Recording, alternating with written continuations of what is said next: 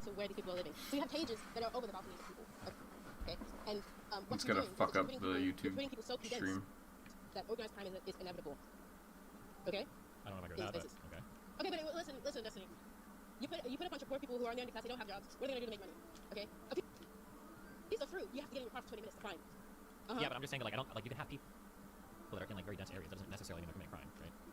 It's not about the dense areas, there's more to it than that. Okay. So, like, they're caught, so you've been to Houston, right? Yep. When you go to Houston, everything is a highway, right? And everything is a big, like, depending on where you live, will depend on how much you're cut off by main society. Okay. So a lot of the projects are very cut off from the main city because the main city doesn't want you to see that, right? But what does that mean for those people? Is that like that psychology of being displaced, of not being wanted, is it affects you psychologically? Okay. Okay. Well, I necessarily disagree, I guess. Yeah. Outside. Displacement. Chicago. The Robert Taylor Holmes. Anyways, the main point was that that same is not an American issue. This happens in London too. You've heard of Grenfell Tower, I'm sure, right? You know about it, buddy. I've heard about who? Say that again. The Grenfell Tower. The Grenfell Tower. Grenfell. Look at Google it. You'll be. The Grenfell Tower. Okay, a high so rise in North Kensington, West London. 72 people died. So it's a project Okay. for predominantly black immigrants, and they put cladding on there to make it look aesthetically better to make the city look better, but it was flammable, and they didn't do anything about it because they don't care about the people. Does that make sense? And the whole thing went in flames. This is what I mean by, like, it's building our infrastructure that you're not giving a shit about. Okay. So, but the thing is that despite all these things that are stopping us, we still need to be responsible for the entire story culture that negatively places manifest. Okay. Sorry. Let me see. So I want to talk about specifically the main Marxist, I'm going to use your favorite word, postmodernists, fucking theories that are actually keeping us psychologically too weak to handle racism, okay? So the post-colonial theories of dependency theory is like these are the things that are perpetuating the narrative that we can't move up, we can't get above the system. It says that, like, no matter what we do, when we participate in capitalism, we will always end up just the labor class, and we cannot move up to the middle class no matter what you do, because of who you are, and because that is the way capitalism has transcended from colonialism and imperialism. Like, it's imperialism within your own domestic state. Okay, is that true? You believe that? That's what people. That's the theory. That's the Marxist theory that people were believing. They say you're a black man. This is all you can. This is all that is there for you. And this is a message that a lot of people really do believe. They think, what's the point? What's the point of me trying? What's the point of me trying to participate in a system that's built against me? You hear this rhetoric. You hear it. Okay. And like and there's another one.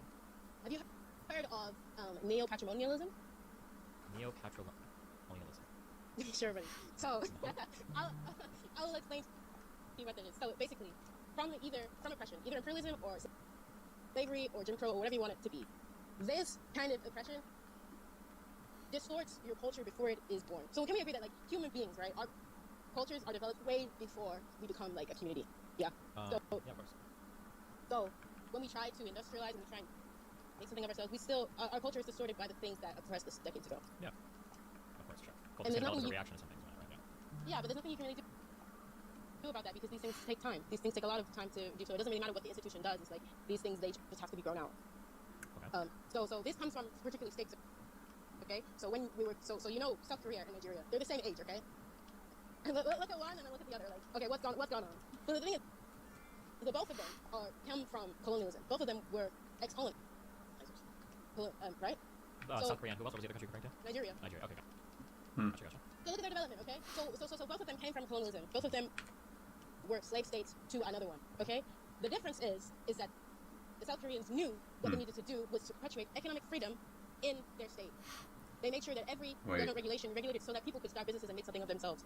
Okay? I'm gonna have to talk to Nook to get my house. Whereas I have to Nigeria, talk to him one more time. they left the state of how the British left it, and they just imposed a big government on top and regulated everything to try and mitigate poverty instead of giving people the tools to actually sort it out themselves. Okay, you're getting it? I feel like the histories of Nigeria and South Korea are going to be like, there's going to be a lot more differences than that there, but I don't know where so even though they're both from colonizers, right? The Japanese are the ones that colonized the South Koreans. But the Japanese made sure that South Korea was a productive state, okay? But the British kind of let them do whatever they want because it was more about collecting taxes. And so then that kind of neglectfulness of the system has that is what embedded itself. What is the history of South Korea like and their industrialization compared to like Nigeria though? So the history of South Korea is so the Japanese, they were hard on making. What's up? Oh, Splatty. Oh shit, my bad. I'm sorry, Splatty. The thing was is that the Japanese, that was their only colonized state. Okay. If you're still here, I apologize. The way that they managed it was very intense. I'm just dumb as shit, very controlled, and I wasn't paying and they attention. were very prosperous. Whereas the British, they had the whole world. You know, they don't really care what was going on. No, but I'm saying the specific history of South Korea and Nigeria. I feel like South Korea probably had a lot more things going for it than Nigeria did, even independent of like any like colonialist stuff. What before colonialism? No, child. Before colonialism, South Korea was just an agriculture state. All they had was rice. They were a rice state. Until what? Wait, like what year? No. But they got into technology. They put all their investments in technology when they got independence, and that's what brought them up. Do I have to wait a day for the stuff I ordered to No, come? you gotta read. Where's Steven? I think I do. That's kind of gay. I'm not into that. He doesn't believe me. That He doesn't sucks. believe me. All right. He thinks I'm bullshitting. Well, it's not your bullshit, but I feel like it's a bit reductive to just say that like the colonialist. I think we're basically done with the island today, unless I want to go like really above and beyond and catch a bunch of bugs and shit. Bugs and Economic opportunities fish and different to both all these that. countries. They probably And I don't really want to. as well. No. What I'm getting at is that I think the I way can that they still get control some Nook Miles shit right now though. I should have checked while I was there. is the reason why they develop differently. Because the way that their oppression developed into their psychology is South Korean was Or you have to we developed. change Whereas in Nigeria that was not the case. That was not embedded into their culture before they got independence. Come It's the way that the on. Japanese controlled South Korea versus how the There British we controlled go. their colonies. Okay. Does that make sense to you? Yeah, That's a well, little bit I better. still have true, but Okay. Well, I'll let you. I'll help you out. I'll send you my my readings so that you don't have to find the research yourself if you're interested. Or if you're not, then whatever. You know what I'm saying? I can say so. Like so many chapters. What about places like India and South Africa? Both of those are British colonies, but they're vastly different in their development. So, India was the diamond rock of the British colonialism, okay? The British cared a lot about India, so much that they put themselves on top of that caste system. They put the British and then the Brahmins. So, you know, y'all Brahmins don't even come to me about y'all shit. So, the British cared a lot about these colonies, whereas the rest of the Africa, like, if you see how much, have you ever looked at an African map when it was Pretty good colonialism? tools It was like recipes. Britain, France, Portugal. Like, everybody was just trying to collect as much as they Ooh, can. tool But ring. they're only doing it so that they can collect taxes. They're not really necessarily invested in what the country can do because at this point they don't know that they got oil. They don't know that they don't know what's going on in the land. All they know is that they want it because that was what imperialism was at the time. It's just get as much as you can. Okay. So that's the reason why India is different because India, they paid as much attention to India as much as Japan paid as much attention to South Korea. Does that make sense? And that's why you can see in India, they actually are an industrial state. They have industry that was built on the British and that has been actualized by the Indian people. Like this one, like culture, a culture of a state is born before the state is born, and this can be the same within minorities within developed countries. So within, I'll believe you, sure. within Okay. What's the point? What are we getting to? Okay. Where are we at? Where Okay. we at? Yeah. Okay, so this is why it's important, Destiny. Yeah. The Groypers. It's the Groypers. If we can understand that black oppression is manifested globally, then it will provide us an excellent pushback against the Groypers, who suggest that who suggest that it is something inherently wrong with the race itself. Whereas if we can prove through how oppression has developed into a culture decades after affects people, then the problem, like we can look at the entirety of Africa as a state, like and see that like the race is not the problem. Because I ask a lot of people what's the difference between South Korea and Nigeria, and then like a Groyper would say, All right. the We have race to is play Pokemon now. Can you see that? The race issue. I Oh, would say that sure. Yeah, I guess. Yeah, okay. I guess when I argue these issues, I'm just like trying to take like we're gonna take a quick journey through like all of human history approach. 1 sec.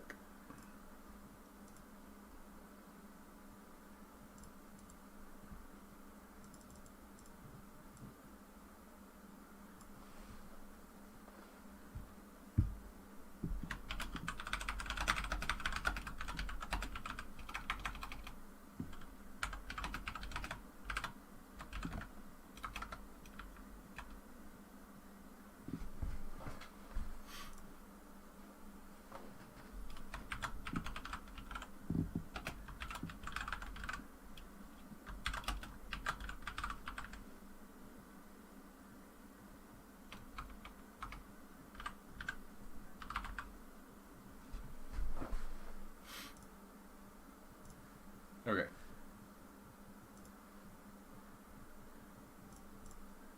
no, and that's not what I'm trying to do. That's what you want to do. That's what you're trying to fact check me. I'm trying to give you. And you're like, you know Well, no, what I'm because saying? they're gonna fight you on racism on every single one of these claims, right? They're gonna say that like, no, it's not colonialist. It's because these countries have black people and brown people, and then you're gonna have to go through every single claim to validate like how much of it had to do with colonialism versus whatever, and that's where the whole like debate is going to. Right? See. So can you see how this neopatrimonialism gives you that if you study how Britain actually colonized Africa differently to India and South Africa, and how Japan colonized South Korea differently, then like that blows it out of the water.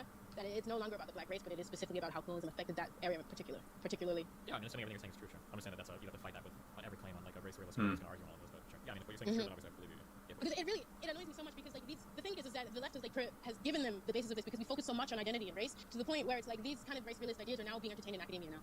It's real bad. In academia, race realism? Yes, they know like people are kind of talking about it because we have they put identity politics in academia. Oh yeah, okay? yes. So people sure. are now talking about this stuff, and so the pushback is going to ultimately be within the same realm of identity. This is why it's so dangerous. I feel like the left has perpetuated the Nazism in itself because they have given them the foundations for that stuff. Like we need to stop.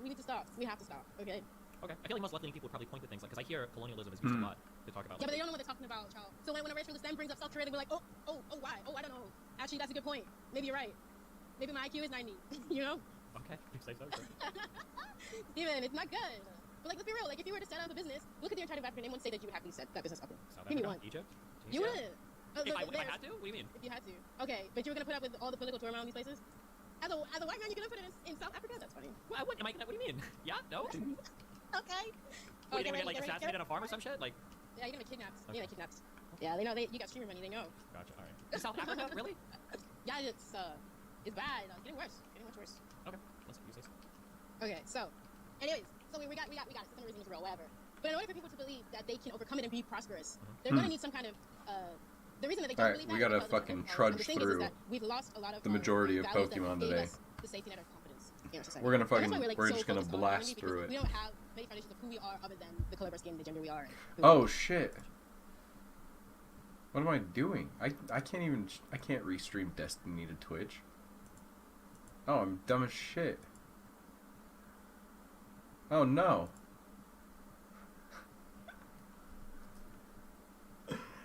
Listen. DGG. I know it's bad. I know I'm dumb as shit. Luckily I'm small, it doesn't matter. They'll never find out. Unless one of you fuckers rat on me.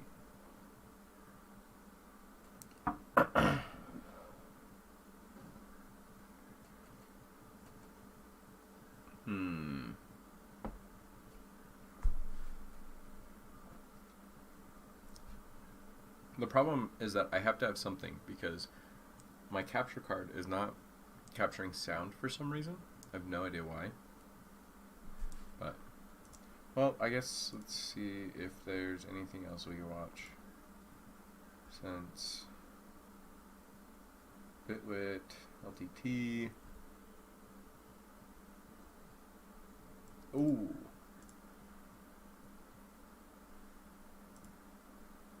What's going on, everyone? Austin John Plays here, and today I'm going to be going over all 297 returning Pokemon that you can find in the Paldea Dex in Pokemon Scarlet and Violet. Let's go.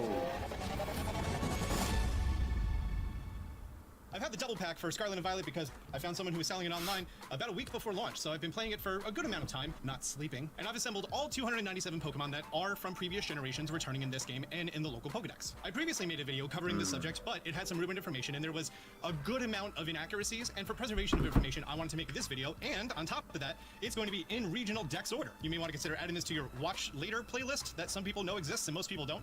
That way, if you're ever going through the game and you're missing something, you can just pull up this video, scroll to the part of the video that I covered that regional Dex order, and you're good. This video is going to be pretty much spoiler free. Just to let you know, there's a regional version of a Pokemon returning that's going to be appearing in the opening cutscene of the game. I'm going to talk about what that Pokemon is. I'm not going to show you pictures of it. And there are some Pokemon that have a new evolution. I'm not going to talk about its typing or its number or anything. There was recently a data mine including all of the actual artwork from the Pokedex for all of the Pokemon in the game. However, some of that artwork contains Pokemon that haven't been officially revealed. And even though I did not get the games officially from Nintendo, I do want to respect their embargo date and prevent you from seeing any unintended Pokemon. That's my number one thing. My number one spoiler quota: before release, don't show you anything that hasn't been officially shown. And just like previous generations, it's more common for Pokemon that are found earlier in the game to be higher up in the Pokedex. So, starting at the beginning for Hoppip, Fletching, Houndour, Yungoos, right in the beginning of the game. And as you can see, you already have a grass and a fire type, and then later on in the dex, there's also a water type, because for some reason, all the land Pokemon are registered first, and then all the water Pokemon. So you could start the game with a fire, water, and a grass type, which is pretty awesome. Houndour and Houndoom, it's a weird thing to see those so early in the game, but they are. Yungoos and Gumshoes, Squavit, and Greedon, it's weird to see the common normal type, like Don't Rattata, hurt me. Yungoos, Squavit, It's right in the gonna beginning kill, of the isn't game. it? and more than one. So you're gonna have Young Goose running around, and you're gonna have Squabit running around, and it's pretty neat like that. You have Sunkern, so the fact that you have Sunkern and you have Hoppip, you have a choice of grass Pokemon on the first route. I don't think that's ever been done. Continuing on, we have Kricketot, Scatterbug, of course all the bugs are here. Vivillon is in the game, and so far it has only been found in its meadow pattern. We have no confirmation so far that you are able to obtain its 19 other patterns in game, but via sprites and game code, I can confirm to you that all 20 are supported. I'm just gonna fucking Pokemon kill Home, you now. maybe events coming up in the future. We're gonna have to wait and see. Combee and Vespiquen, Rookidee, Corvisquire, Corviknight, fantastic because Rookidee is one of my favorite flying types for an early route because it doesn't have that normal type, so it actually resists fighting that pretty much no other birds do. All right, we have the Happening line and the Azumarill line. Also, I want to say, in my opinion, baby Pokemon have never been handled properly in the Pokemon franchise because typically you'll come across, you know, Marill and then you have to breed down for Azumarill. Same thing with Sudowoodo and Bonzi, they're found together at the same time, like in PLA.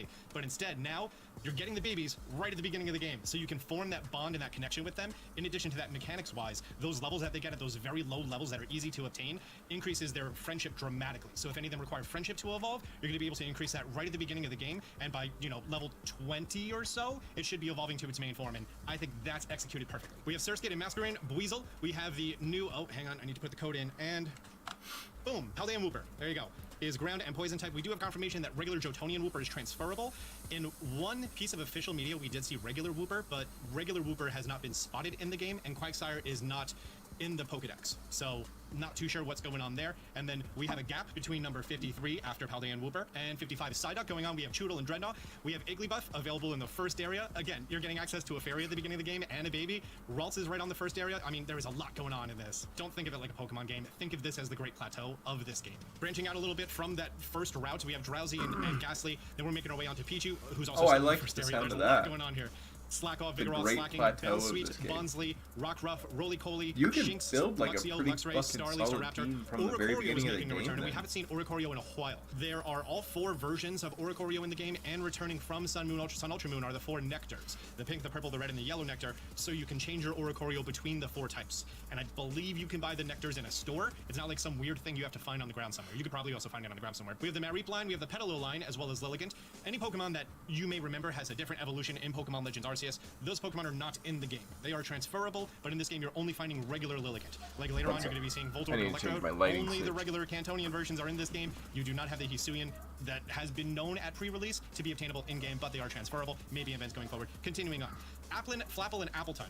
Great news, they are not version exclusive. Well, they never were, but the items were. But you can go to a store and buy both of the different apples for Applin. You could also find it on the ground under trees, just like you did in Sword and Shield. So you can have all of them in the same game. The bad news is that exact mechanic was saved for someone else. That's It was a new little bit Pokemon, and we're better. not going to talk about it in this video, because again, just covering Armarouge? previous generation Pokemon. Spoink and Grumpig, Mischievous is going to be in the game, and Mischievous is exclusive to Violet. We have Makuhita returning, as well as Crabrawler and Crabominable. Also, I want to let you know that, in my opinion, a catastrophic error that happened in Sun and Moon has been fixed. My biggest problem with Sun and Moon, well, it had a lot of issues, right? But one of my biggest things is the bug you found on the first route only evolved on the 3rd island, and same thing happened with Crabrawler, who you can get on the 1st island, but then you had to carry through to the end of the game for it to evolve. That has been fixed. Just like they did for Glaceon, in addition to a location-based evolution, Crabominable can now evolve using an Ice Stone, which is fantastic, or Crabrawler into Crabominable with an Ice Stone, which is a fantastic fix that they did to the game's code to make him more accessible if you enjoy that Pokemon. Let's Plus, go! a fighting type is really handy because there's a lot of dark Pokemon and a lot of steel Pokemon in this game. I think half of my team is fighting. Not even lying. Salandit, Salazzle, Phanpy, Kufant. We get to our first dragons, which is the Gibble line. The Gibble line, including Garchomp, are some of the non-version exclusive dragons, so both versions of the game are going to be able to play with Garchomp. Good, because he's amazing. We have Wingull, Pelipper, Magikarp, Gyarados, Arrokuda, and Barraskewda. You thought Barraskewda was fast. There's a new Pokemon who's even faster and more annoying than Barraskewda and Sharpedo combined. So, fun stuff. Basculin, we have the red stripe and the blue stripe, but not the white stripe, which is also loosely called the Hisuian form. We have Gulpin and Swalot that are going to be violet only. I did see someone who said that Gulpin was one of their favorite Pokemon, and they're happy that they're making a return because it's been a while since we had, you know, Gulpin and Swalot in the highlight there. We have Cantonia Meowth, and we have Persian. There is a gift Galarian Meowth in the game that can evolve to Berserker. Berserker, as you're going to see, is not in the Scarlet and Violet decks. So you are going to be able to obtain a Pokemon that is not in the regional decks via a gift. The way that they're handling this, significantly better than it was in Pokemon Sword and Shield. Because if you remember, in Pokemon Sword and Shield, you had a Pokedex entry for Meowth, you had a Pokedex entry for Berserker, and you had a Pokedex entry for Persian. But the only way to get that Meowth, I think it was the event Meowth or something, but then there was also the gift Meowth. So you had to find the one person in the game who gave you that gift Meowth or trade or whatever it was in order to get that dex entry. That has been removed. So if you happen to stumble upon where you can get Galarian Meowth and you get yourself Berserker, good for you, but it's not mandatory for the dex. Good job. There's a lot of subtle tweaks here that have just I made the game freaking significant. jumped. Drifloon and Drifblim are going to be exclusive to Pokemon Scarlet. This is opposite of Mischievous and Mismagius. We have the Flabébé and Florges line. All of the colors are available. Diglett and Dugtrio, Torkoal, Numel, Bronzor. There was a previous rumor that Bronzor was going to be version exclusive. That rumor was inaccurate. It is in both games. Axew, Fracture, and Haxorus are in the game, and they are going to be in both versions. The pure Dragon type available in both games as well. Pretty nice. Oh, do I have Mankey, to... And we have Scarlet and Violet Am I Dex, supposed to get it to 159 hit being him? We have Scarlet and Violet Dex 161 being Meditite, and then Medicham. We have Riolu, who is kind of near the first area. And when I restart my game on the day before release Thursday, I want to see if you can get a Riolu. Okay, no. I assume then I just have to... Barboach and Whiscash, Gumi, Sliggoo, and Goodra, another pure dragon type and not version exclusive. There's a lot of dragons. There's a lot of dragons in this game. And me, a fan of dragon types, I'm here for it. Croagunk, Toxicroak, Eevee, and all of the Eeveelutions are in the game. You can find all of the Eeveelutions in the overworld. The Eevee lovers out there, Eevee is very early in the game, very rare to stumble upon, but for the people who see as Eevee and its evolutions as more mature, you can find them in the wild. Some of them are at placed locations, some of them just happen to be rare one place or another, some of them have the cool Terra glow to them in the overworld. You'll find them, trust me. Number 188, we have Dunsparce. Number 190, we have Deerling and Sawsbuck. All 4 different coats are going to be in the game at different areas of the world. Pretty neat. 46. We have 192, Girafarig, and I don't know why I included it here because it's an evolution of a Pokemon, but it's a brand new Pokemon, and it's in the dex. I'm not covering brand new Pokemon here, but Girafarig is a number 193. 194, we have Grimer and Muck. We have Toxel, Toxtricity, Dedenne, Pachirisu, Stantler, Fungus and Amoongus, Voltorb, Electrode, Magnemite, Magneton, Magnezone. I do have to say that the shine of all metal Pokemon in the game works with the sun, and it looks so good. So good. So Pokemon like Magneton and Fortress have like actual metallicness to them. For the first time, it's handled well, and it looks so good. Ditto is confirmed in the game. Little fun fact, Ditto and Zora function in Pokemon Scarlet and Violet the same way they do in Pokemon Go. We have Growlithe and Arcanine, Teddiursa, Ursaring, Zangoose, and Seviper in the same game, both games. Swablu and Altaria, Skiddo and Gogoat. Okay, this is what I'm talking about. We have a new Tauros. I'm not going to show it to you. It's in the opening cutscene of the game. You're going to see it. It's going to be very noticeable. In fact, they show it to you 2 times.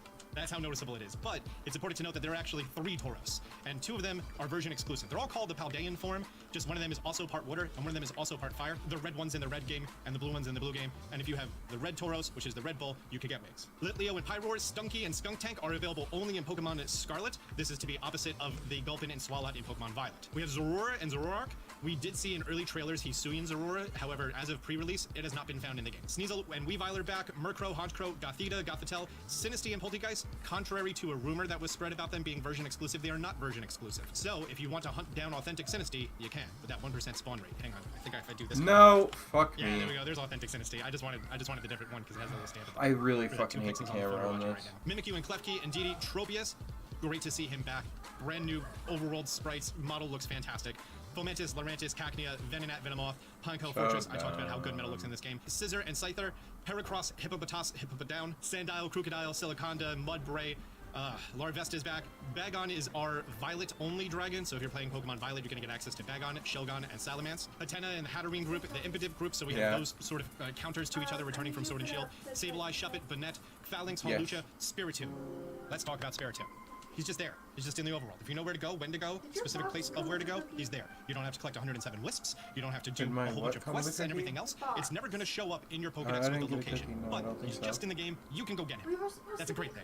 I think we're all Spiritomb out, right? After the games we had last holiday season, we're Spiritomb out. You just get him. Noibat and Noivern, Dreepy, and Dragapult is back, but they are exclusive to Pokemon Violet. So this is going to be the dragon that's only available in Violet alongside the Salamence line, countering the Tyranitar and the Hydreigon line that I'm going to be getting to a little bit lower. Rotom is back in the game, as well as the Rotom catalog. So they're handling how Rotom changes forms the same way that they did in Sword and Shield. Oranguru and Passimian, I don't know why I have the shiny sprite here. I just do. That's the default sprite I programmed. I need to fix that. Kamal is making a return. He's in the game. He's still useless, but he's there. Larvitar, Pupitar, Tyranitar are only available in Pokemon Scarlet. Stonejourner and Ice-Cube remain version exclusives as they did in Pokemon Sword and Shield. Pincurchin, Sandygast, Slowpoke, Slowking, Shellos, Shelder, i.e. cannot confirm which version of Shellos is in the game. There is sprite work for all of them, but the sprite work also includes the transferable I don't know. Pokemon. We do have an who EC and a West C, but I've never paid too much attention Oh, to it might if be a both Shellos and central Gastrodon person's job. C forms are available in the game. Maybe think they it's are, a I'm not too person's sure. Fullfish is job. back as well as Love Disc. Finneon, Bruxish, haven't seen him in a hot minute.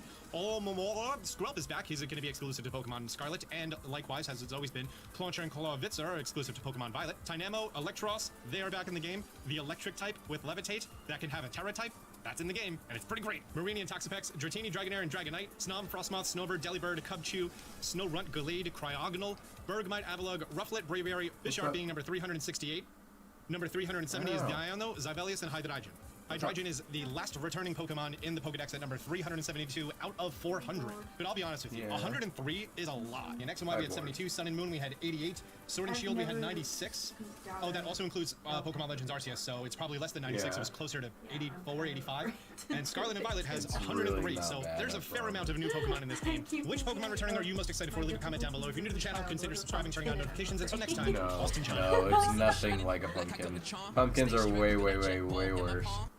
Because pumpkins, like, you gotta put some, like, force into a pumpkin, you know? To, like, get the stringy parts to detach, you gotta put some fucking force into it. But with peppers, it's not the same. It's not the same at all.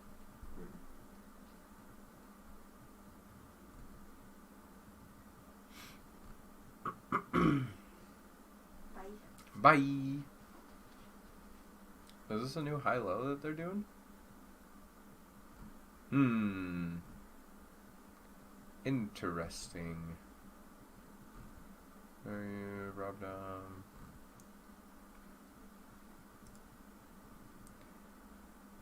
Damn, bro, what happened to all of my fucking... The map of engineering?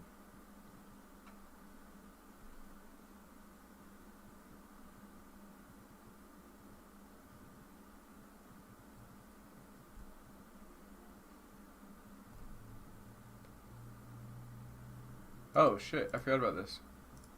This guy is good. He posts well-informed content.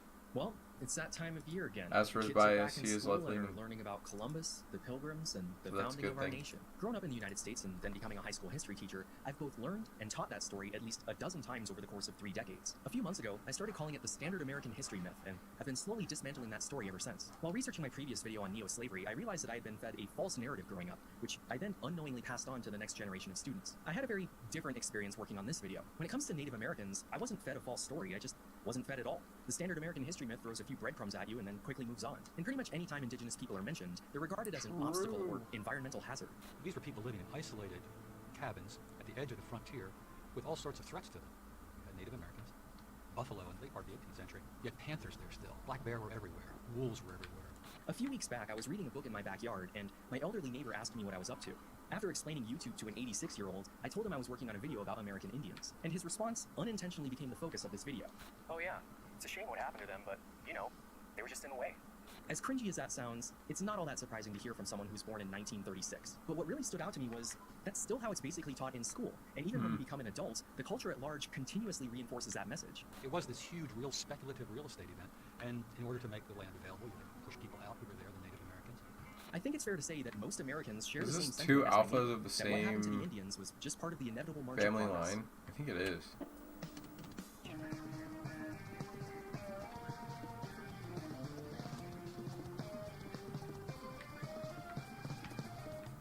This video is brought to you by Curiosity Stream and Nebula. I suppose I should start by clarifying what this video Nice. is and what it is not. Doing a comprehensive history of native peoples would be impossible. There are hundreds of nations spread out across thousands of miles, all with their own unique histories and cultures. Imagine trying to make a video covering the entire history of every country in Europe. So instead of doing that, we're just going to be focusing on the centuries-long process of geographically, politically, and culturally erasing an entire group of people from the continent. We're, of course, going to talk about the breadcrumbs you know, like the Trail of Tears and Wounded Knee, but I'll also be filling in the story in between those events. We tend to talk about these things as if they were completely separate and unrelated, but as you've probably guessed, they're all connected. I'll also explain how reservations, treaty rights, and Indian casinos work, along with a take on team mascots you might not have heard before. Perhaps most importantly, I hope to dispel several misconceptions, both positive and negative, that books, movies, and even the government have convinced us of. In short, we're going to be learning about the many forms of Indian removal in the United States, from the beginning to the present day. Our long journey begins when Columbus landed on Hispaniola on October 12, 1492, believing he had found an island off the coast of Japan.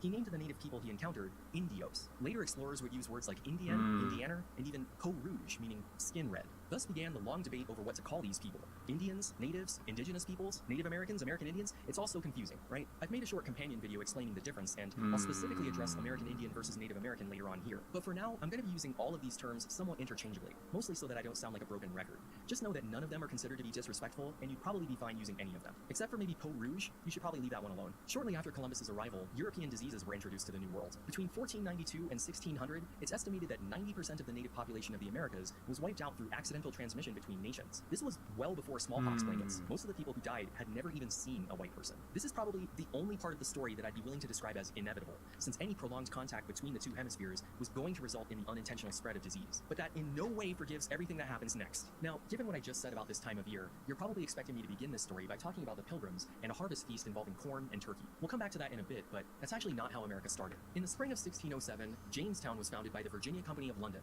That's right, this is another video about Jamestown. Actually, it's the video about Jamestown. Finally, this was the second attempt by the British to set up a colony in North Jamestown America, video. the first being Roanoke, which disappeared over a decade earlier. And for the first few years, it looked like Jamestown would suffer the same fate. They established themselves on land that had been deemed worthless for agriculture by the local Powhatan tribe, and this just happened to be in the middle of the worst drought to hit the area in almost 1,000 years. 2/3 of the colonists died before the first resupply ships arrived a year later. Oh. John Smith was one of those original colonists. He was set to be executed for mutiny upon arrival. Really? Orders from the John Virginia Company Smith, made him his huh? leader, and quite literally saved his neck. Despite the famine, Smith kept the colony running by declaring that anyone who does not work shall not eat. Then Smith was burned by an accidental gunpowder explosion and was shipped back to England in October 1609. never to Fucking return. got What, him. were you expecting me to say more? That's literally the end of his involvement here. The following winter was referred to as the starving time, since the colony was left practically leaderless and the population dropped from 500 to just 60. The new governor arrived in 1610 and almost immediately began a war against the Powhatan. This is also when John Rolfe showed up in town with a shipment of tobacco seeds he smuggled from the Caribbean. He exported his first successful crop in 1612. Having failed to find gold or anything else of value in the area, almost every other colonist began growing it too. As the He first noticed me? Anglo-Powhatan War raged on, the English captured What? Pocahontas, the daughter of the chief, and held her captive for over a year, which eventually forced a ceasefire. She converted to Christianity, and in March 1614, she helped broker a peace between the colonists and the Powhatan. Then she sealed the deal by marrying John Rolfe a month later. He was 29 years old, and she was 18. Both of them had been previously married. What? Does that not line up with the story you remember? Hey, 2 kiddo. years later, John Rolfe and Pocahontas went on a public What you relations doing? tour of England to drum up support for the colony and show off how Yeah. easy it is to Christianize the natives. Just before their return journey, Pocahontas died of an unknown illness. She was buried in England, where she remains to this day. John Rolfe died in Virginia in March 1622, and shortly afterwards, the Powhatans launched a surprise attack in the hopes of kicking the English out of their lands, killing about 350 colonists and beginning the Second Anglo-Powhatan War. John Smith didn't start telling that story about Pocahontas saving his life until 1624. His previous written accounts never mentioned it. It's very unlikely that it Kiddo, actually you happened. are making it Jamestown really hard to survived sit and here. became the first permanent British colony in North America. It was founded as a company town and tobacco plantation, which began 250 years of slavery and 400 years of conflict with native peoples. Stop If this isn't a trying to perfect twist the microcosm of chair. America, I don't know what is. The true I history love of you. Jamestown really sets the tone for the future United Don't States, do that. much more accurately than that fairy tale we tell ourselves about Plymouth Rock. But it isn't as nice of a story, What? so we simply don't teach it in school. As a result, most of what white Americans know Oh about my the Indians gosh. comes from movies and TV. I'm willing to bet that the Bro. only version of the Jamestown story you Oh, were familiar fuck with you. before clicking on this video came from that terrible Disney movie. In the movie, they seem to have bought John Smith's version of events at face value and even managed to turn it into a love story. If this were to happen in reality, Pocahontas would have been 9 years old. So I suppose it's a good thing Disney decided to age her. Stop We'll yelling. get into this more later No on, yelling. but this movie is incredibly problematic. Not What? only because it tells a What do false you version of want? history, but it reinforces the native princess and noble savage tropes. I can't believe I'm about to say this, What do you but the want? direct-to-video sequel is actually much more historically accurate, telling the story of John Rolfe and Pocahontas' trip to England. Even small details like Chief Powhatan telling one of his men to carve a notch into a stick for every white person he saw actually happened. How do they build their huts so tall? Can this be all one tribe? Though this movie heavily relies on the fish out of water trope, and spoiler alert, in the Disney timeline, Pocahontas doesn't die at the end. The Mayflower didn't land at Plymouth Rock until 1620, almost a decade after Jamestown. I actually have a video explaining this. What the? It was working just a second ago. Well, that's a bummer. I guess the Pilgrims will still be a story for another time. Hopefully I'm able to get that working soon. Like, by next month. The future United States didn't get involved in Indian removal until the French and Indian War. It's called the French and Indian War because it was fought by the British colonists in America against the French and Indians.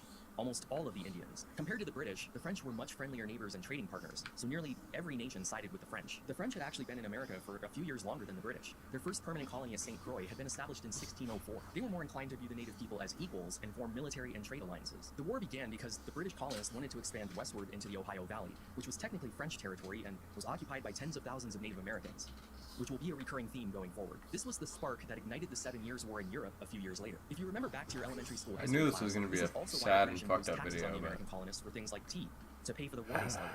The Last of the Mohicans, both the book and the movie, takes place during this war. While it's historical fiction and the characters are made up, the siege of Fort William Henry is pretty accurately depicted. And wait a second, so Hollywood movies are fine, but videos I made myself are just too much to ask for. Do you want to get copyright claimed? Because that's how you get Glad to see my TV still has an attitude. Haha. The British eventually won the French and Indian War, which is why Canada still has the Queen on their money. At least, well, you know. I'm primarily going to focus on the United States in this video, but a lot of what I'm going to talk about is also applicable up north, and I'll occasionally draw parallels. After only a few months under British rule, an alliance of Great Lakes nations, which included the Ojibwe and Shawnee, decided to attack a series of forts in the Northwest Territory. This is known as Pontiac's War, and is rather infamous for its use of subversive and shady tactics. Nearly 500 Ojibwe gathered outside of Fort Michilimackinac to watch a lacrosse game. The ball accidentally flew over the wall, and when they ran in after it, they proceeded to slaughter every British soldier they could find. On the British side of things, this was the first documented example of smallpox blankets being used. During the siege of Fort Pitt, the fort commander wrote numerous letters back and forth with the commander-in-chief of the British Army in North America regarding their predicament. Could it not be contrived to send the smallpox among those disaffected tribes of Indians? We must on this occasion use every stratagem in our power to reduce them. I will try to inoculate the Indians by means of blankets that may fall in their hands. Taking care, however, not to get the disease myself.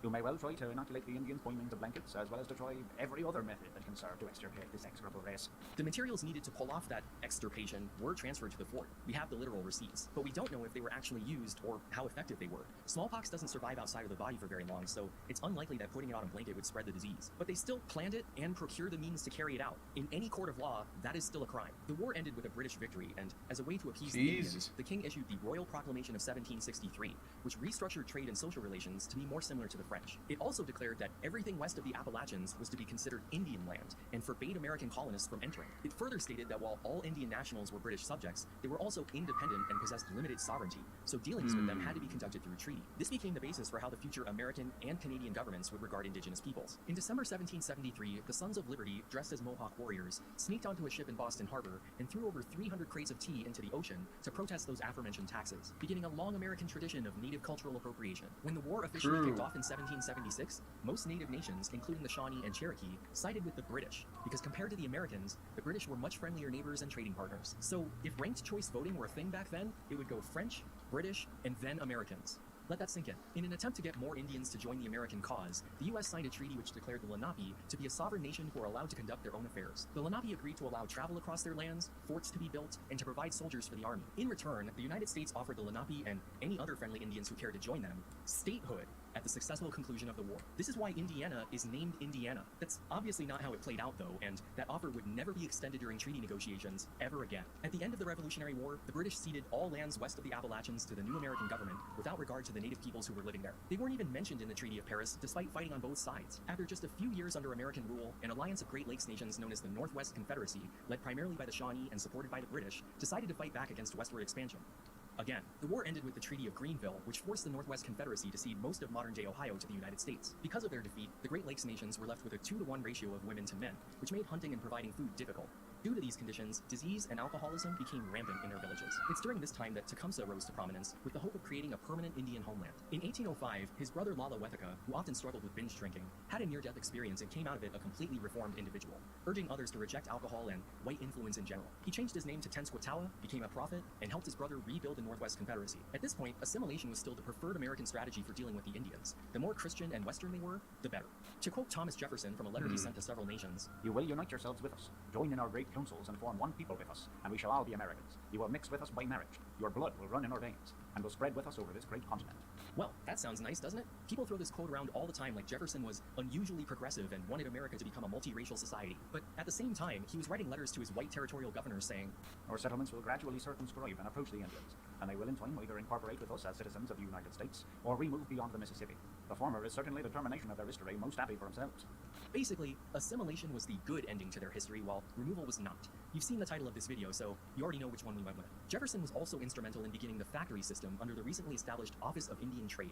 We shall push our trading houses and That be glad to wasn't see too the good and bad. influential Only individuals 2,000 among them more run in points debt. left Because we till the observe next that when those rank. debts get beyond what the individuals can pay, they become willing to pay them off by a cession of lands. These were government trading posts that would sell everyday household items like food, clothing, and tools. They didn't charge outlandish prices, but the Indians would almost always fall into debt, and since they didn't have any money, the only thing they had to trade was their land. These policies were designed to gradually chip away at tribal territory and native culture. By 1810, Tecumseh and his brother had gathered over 1,000 soldiers at their stronghold known as Prophetstown, and declared all land to be held in common by the Northwest Confederacy, unable to be sold without unanimous consent. The U.S. had been buying land from individual tribes and families Thanks, for years dude. using the factory system, and obviously disagreed. They sent the territorial governor and 1,000 troops to march on Prophetstown while Tecumseh was away recruiting in the South.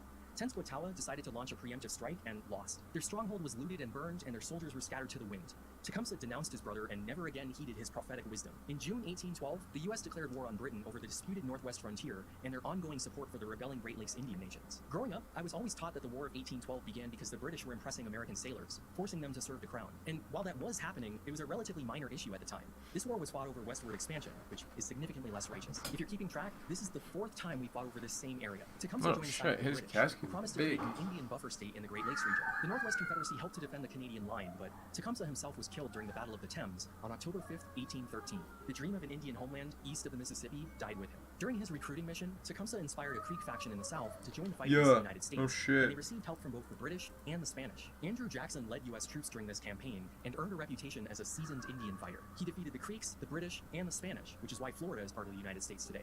He then went on to rather famously defend New Orleans. The War of 1812 ended in a technical draw, but the United States survived and got everything it wanted from the Treaty of Ghent, so you decide, I guess. With the conclusion of the Second War of Independence, the U.S. had defeated both the British and the Northwest Confederacy. Beauregard and its and western border was Butefred. firmly established at the Mississippi River. Now, I know what you're going to say. Didn't the Louisiana Purchase happen in 1803? And yes, it did, but the United States viewed the Mississippi as a natural defensive barrier against whatever lied beyond. Even after the Lewis and Clark expedition, there weren't any real plans to settle the area. Further expeditions only reinforced that unwillingness. A year after Lewis and Clark, Zebulon Pike described the area as the American Sahara, deeming it worthless for agriculture, but perfect for native peoples since there was plenty of game for hunting. Over a decade later, Stephen Long agreed that the area was uninhabitable for farming and created a map titled The Great American Desert. Taking inspiration from the repatriation of freed slaves to Liberia, a former Baptist missionary named Isaac McCoy began to lobby Washington for the creation of a permanent Indian portion of the country. This area would be named Aboriginia, and all native peoples would make up one body politic, with each nation making up its own county or district. Where would Aboriginia be located? Why, the Great American Desert, of course. An area that was so unmapped, it might as well say, here be dragons. And this lack of geographical knowledge allowed McCoy to convince everyone that it was perfectly fine country, without ever having visited himself. Army surveyors were sent and again deemed it to be a barren waste, but at that point, the gears were already turning. The southern states in particular wanted the Indians gone and began complaining that their militias were always on high alert and their natural resources were left untapped because they didn't possess their vacant territory. Vacant territory that was inhabited by tens of thousands of Native Americans who held that land since time immemorial and was guaranteed by treaty. The presidential election of 1828 was the first time non-landowning white men were allowed to vote, and they went with the populist war hero, Andrew Jackson. During his first State of the Union address, he began advocating for the removal of American Indians beyond the Mississippi River. The Last of the Mohicans was just published, and it was widely assumed by white Americans that Indians were suffering a rapid, inevitable decline. The only way they could survive was if they moved west, like they're the elves from Lord of the Rings or something. The American Board of Commissioners for Foreign Missions came out against the Indian Removal Act, and several benevolent ladies' associations began the first women's petition drive in history to prevent its passage. Congress dismissed these efforts, saying they were nothing in comparison to the millions who are silent and satisfied, what they referred to as the contented majority. It was voted on in the Senate 5 months later and passed 28 to 19.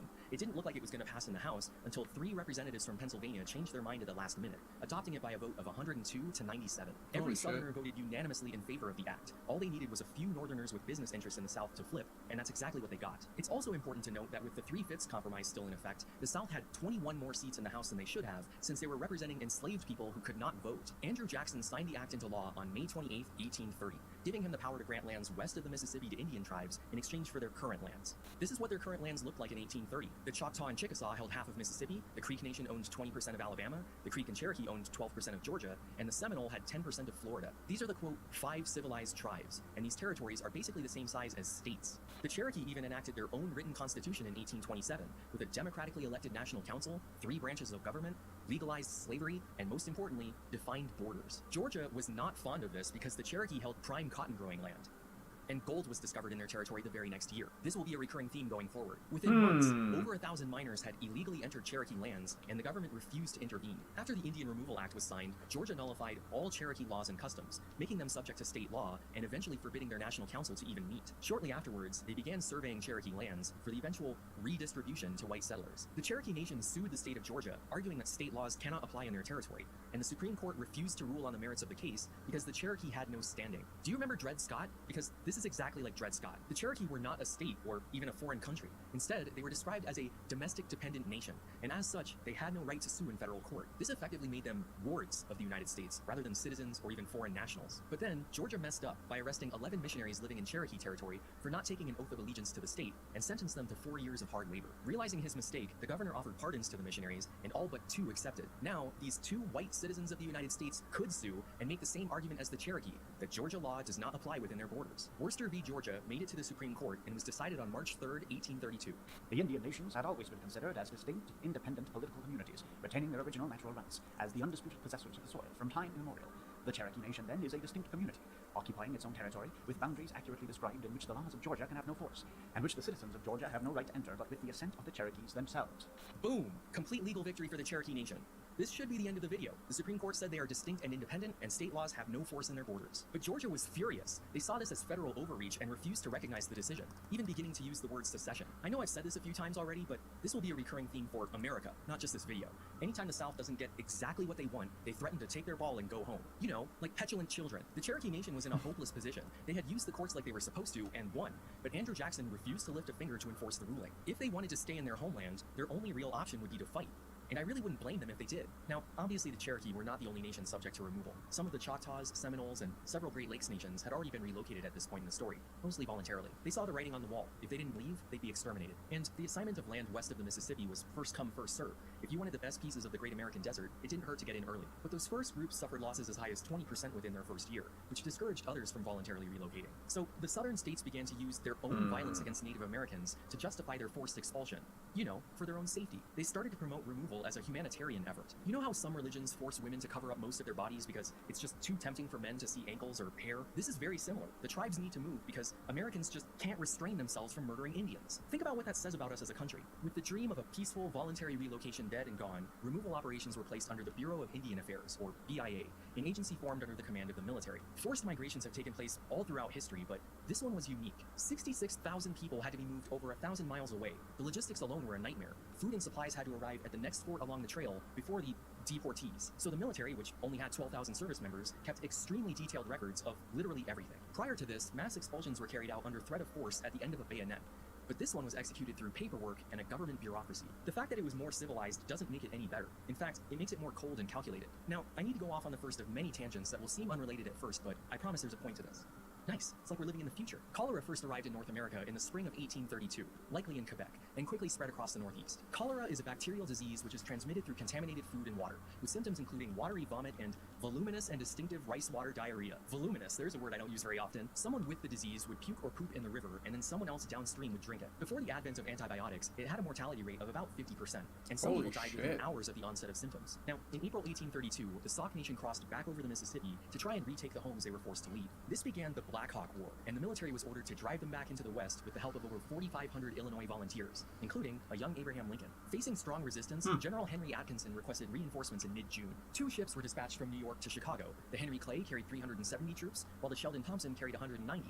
And both ships were infected with cholera. The Henry Clay's detachment was reduced to just 68, while the Thompson lost half. They threw the bodies overboard into the Great Lakes, which then washed up in Chicago, and congratulations, cholera is now in the West and began spreading down the Mississippi. Here's the kicker, the Black Hawk War ended before those sickly reinforcements arrived in Illinois. With the war over, all of those infected troops and Indian prisoners of war were released to unknowingly carry the disease back home and spread it in their own communities. The second wave of Choctaw removal began in October 1832 as a race against cholera. The 2,200 deportees arrived in Memphis, Tennessee, just as the disease struck the city, causing them to shelter in place for far too long. They arrived in the West on December 8th, which was way too late in the season to clear fields and plant crops. In the coming spring, the Choctaw ran out of food and resorted to scavenging carrion and eating 6-year-old condemned pork, which the military had deemed unfit for human consumption.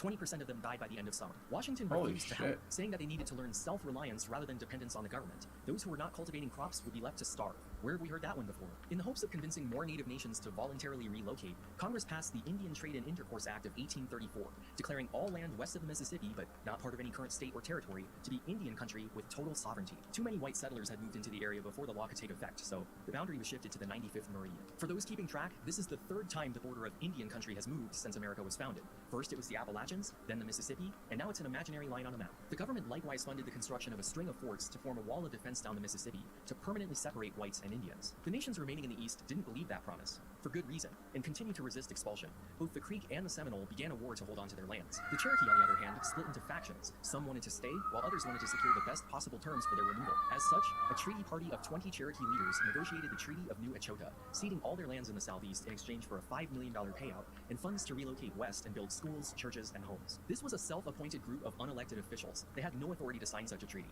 Not that that mattered to the U.S. government. The treaty signatories thought that they were doing what was best for the nation, but also knew that they would be branded as traitors since they had violated their own constitution. So they, along with 2,000 others, voluntarily relocated to Indian Territory immediately. The rest of the Cherokee were given 2 years to relocate themselves peacefully, otherwise the army would do it by force, and troops were dispatched to Cherokee Territory in preparation for that outcome. The military had just marched 1,200 Creek Indians in chains and forced them to sleep on the is it ground. actually new They weren't items? playing around anymore. The Cherokee tried to wait out Andrew Jackson's presidency in the hope that the next president would be more sympathetic and suspend the removal order, allowing them to stay. Martin Van Buren took office in 1837.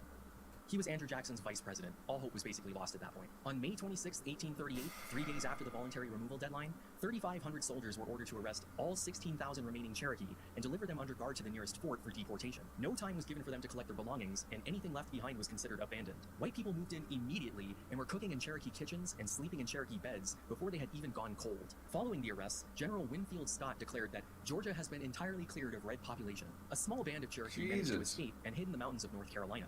The Army was unable to apprehend them, and they eventually gained recognition as the Eastern Band of Cherokee Indians. A few weeks after the mass arrest, the Army deported 3,000 Cherokee by steamboat, resulting in a 10% loss of life. Steamboats were incredibly dangerous back in Is the it day, just new often colors? floating Is without that all water, it is? so Does it Cherokee just Nation add new negotiated colors? a delay in removal until fall, at which point they travel by foot. Until then, they remained in what can only be described as concentration camps. Hundreds died from starvation and exposure. Beginning in October 1838, 11,000 Cherokee and their 1,600 slaves began the 4-month journey west in 11 separate detachments that all took slightly different routes. This is known as the Trail of Tears, one of the few things taught in school, though usually stripped of all context. Of the total 15,354 Cherokee that were removed over the course of the decade, 986 of them died as a direct result of deportation. I told you the Army kept meticulous records. When you consider starvation, exposure, disease, and all of the other causes, the death toll is significantly higher, almost certainly in the thousands, but also heavily disputed. Upon the main group's arrival in Indian Territory, they assassinated the key members of the treaty party for selling out the rest of the nation. It would take decades for the various factions to settle their differences. The Cherokee were paid $1.68 million for their land and $416,000 for their stolen property. But at the same time, since they didn't voluntarily relocate, they were charged $1.35 million for the expenses involved in their own deportation. In the end, each family only received $125 in compensation. The Chickasaw were likewise billed for their own removal, but were left with nothing. The Second Seminole War lasted until 1842. A few hundred managed to hold their ground in Florida and were eventually recognized as the Seminole Tribe of Florida and the Miccosukee Tribe of Indians of Florida. Over the course of the Indian Removal Act, the native population in the East was reduced from 100,000 to just 15,000. The United States spent 40% of its federal budget on Indian removal in the 1830s for a total of $75 million. That's over $1 trillion in today's money. If this were to happen in the present day, it would cost $12.5 million for each individual Indian shipped to the West. But they also made $80 million by selling the now vacant land to white settlers. So in the end, the government made a slight profit expelling Native Americans from their homes. Almost immediately, Northern anti-slavery societies recognized the expulsion for what it was, a chance for Southern plantation owners to expand slavery and grow their political power. If you remember the Constitution, untaxed Indians were not counted for representation in Congress, but 3/5 of the African slaves were. By the time of the Civil War, hundreds of thousands of white farmers and plantation owners, their workers, and their slaves had moved into the former Indian territories. So when you hear people from the South say things like, the average Confederate soldier wasn't fighting for slavery. He was just defending his traditional way of life and repelling invaders from his family home. Keep in mind that if they lived in any of these areas, they'd only been there for about 25 years. I don't know how long it takes for a place to become a family home, but I'm pretty sure it's longer than that. And that idea isn't true anyway. The Confederacy had territorial ambitions. Secession wasn't their only goal. The South was actually planning to expand slavery around the entire Caribbean to establish an American version of Slaver's Bay from Game of Thrones, though they called it the Golden Circle, which isn't any better. This was one of the primary motivations for the Mexican-American War. They wanted to take all of it. When the federal government declared that all land west of the Mississippi was Indian country, the United States looked like this. But after the Mexican-American War, it looked like this. I mean, we're not seriously going to give them half the country, are we? Of course not. So in 1851, Congress passed the Indian Appropriations Act, giving them the power to set aside land, money, and supplies for the establishment of permanent reservations to be managed by the Bureau of Indian Affairs, which had just been moved from the military to the newly established Department of the Interior, making it a civilian agency. This opened the door to all kinds of corruption issues and marked a shift in federal policy away from removal beyond the Mississippi and towards containment on small parcels. What followed was a spree of treaties as nations wanted to ensure their continued existence on their own land with as much autonomy as possible. Reservations were not gifts or consolation prizes for past mistreatment. The United States did not give Native Americans any land. They gave us land and reserved a small portion for themselves. Remember, from their perspective, we were the foreign invaders that they were trying to appease. The most notable treaty for our purposes was the 1851 Treaty of Fort Laramie, signed by the Sioux, Cheyenne, Arapaho, Crow, Assiniboine, Arikara, Mandan, and Hidatsa nations. It set aside this enormous piece of land as permanent Indian territory in exchange for allowing wagon trains to pass through. The gold rush had just begun in California, and tens of thousands of white settlers were crossing the Great Plains, wanting assurances of safe passage. The United States had deemed the plains useless for agriculture and were more than happy to let the various plains tribes keep it. In order to properly claim all of that land that was ceded by Mexico following the war, the U.S. had to populate it with Americans, and the best way to do that was to give away land. So in 1862, the Homestead Act was passed, selling 160-acre plots out west for just $1.25 the moves just before we go. Cheap, it might as well have been free. But this also meant that white Americans wouldn't just be passing through Indian territory, they'd be moving in next door. The Homestead Act was the biggest government land settling project in American history. Free land was offered to settlers so that the plains could be colonized and the Native Americans driven away. The Homestead Act was not free. It's funny that he said, free land was offered to settlers, while showing broadsheets stating, farms for sale, a few dollars now means a farm for your old age. But that's beside the point. Even at these prices, thousands of people took up the government's offer. So while the U.S. was distracted by the Civil War, the Santee Sioux decided it was time to try and kick the whites out. Chief Little Crow led an attack against several forts and settlements in Minnesota.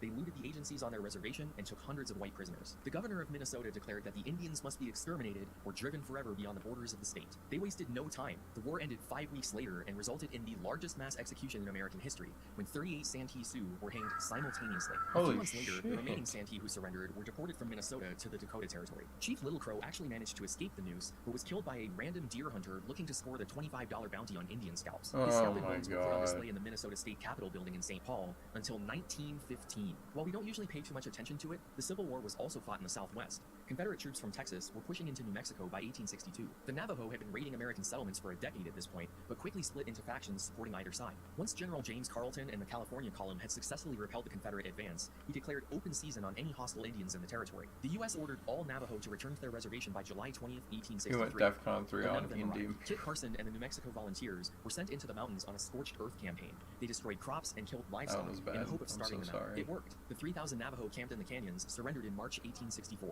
Along with all of the peaceful Navajo, they were forced to march 300 miles from Fort Canby, Arizona to their new reservation near Fort Sumner, New Mexico, an event now known as the Long Walk of the Navajo. This is just as important an event to the Navajo as the Trail of Tears is to the Cherokee, and the path they took is now part of the famous Route 66. They were only given the bare essentials to eat, like flour and lard, which they used to make there are a lot of special attackers on Native this American meal, which is ubiquitous on every reservation and across every nation. Throw some meat, cheese, and vegetables on there, and you've got yourself an Indian taco. They're delicious, even if their origin story is a little dark, and they're incredibly unhealthy for you. Several hundred died along the way, but General Carleton declared the removal a success. Yeah, even but they're admiring the way yummy. the Navajo eventually submitted in the end. They have fought with us gallantly for years and years. They have defended their mountains and their stupendous canyons with a heroism which any people might be proud to emulate. But when they found it was their destiny, as it had been that of their brethren, to give way to the insatiable progress of our race, they threw down their arms. If you read between the lines there, he's talking about manifest destiny. The sense that God had ordained that the American people should fulfill their boundaries, basically manifest destiny. That it was America's obligation as the shining city on the hill to claim this land.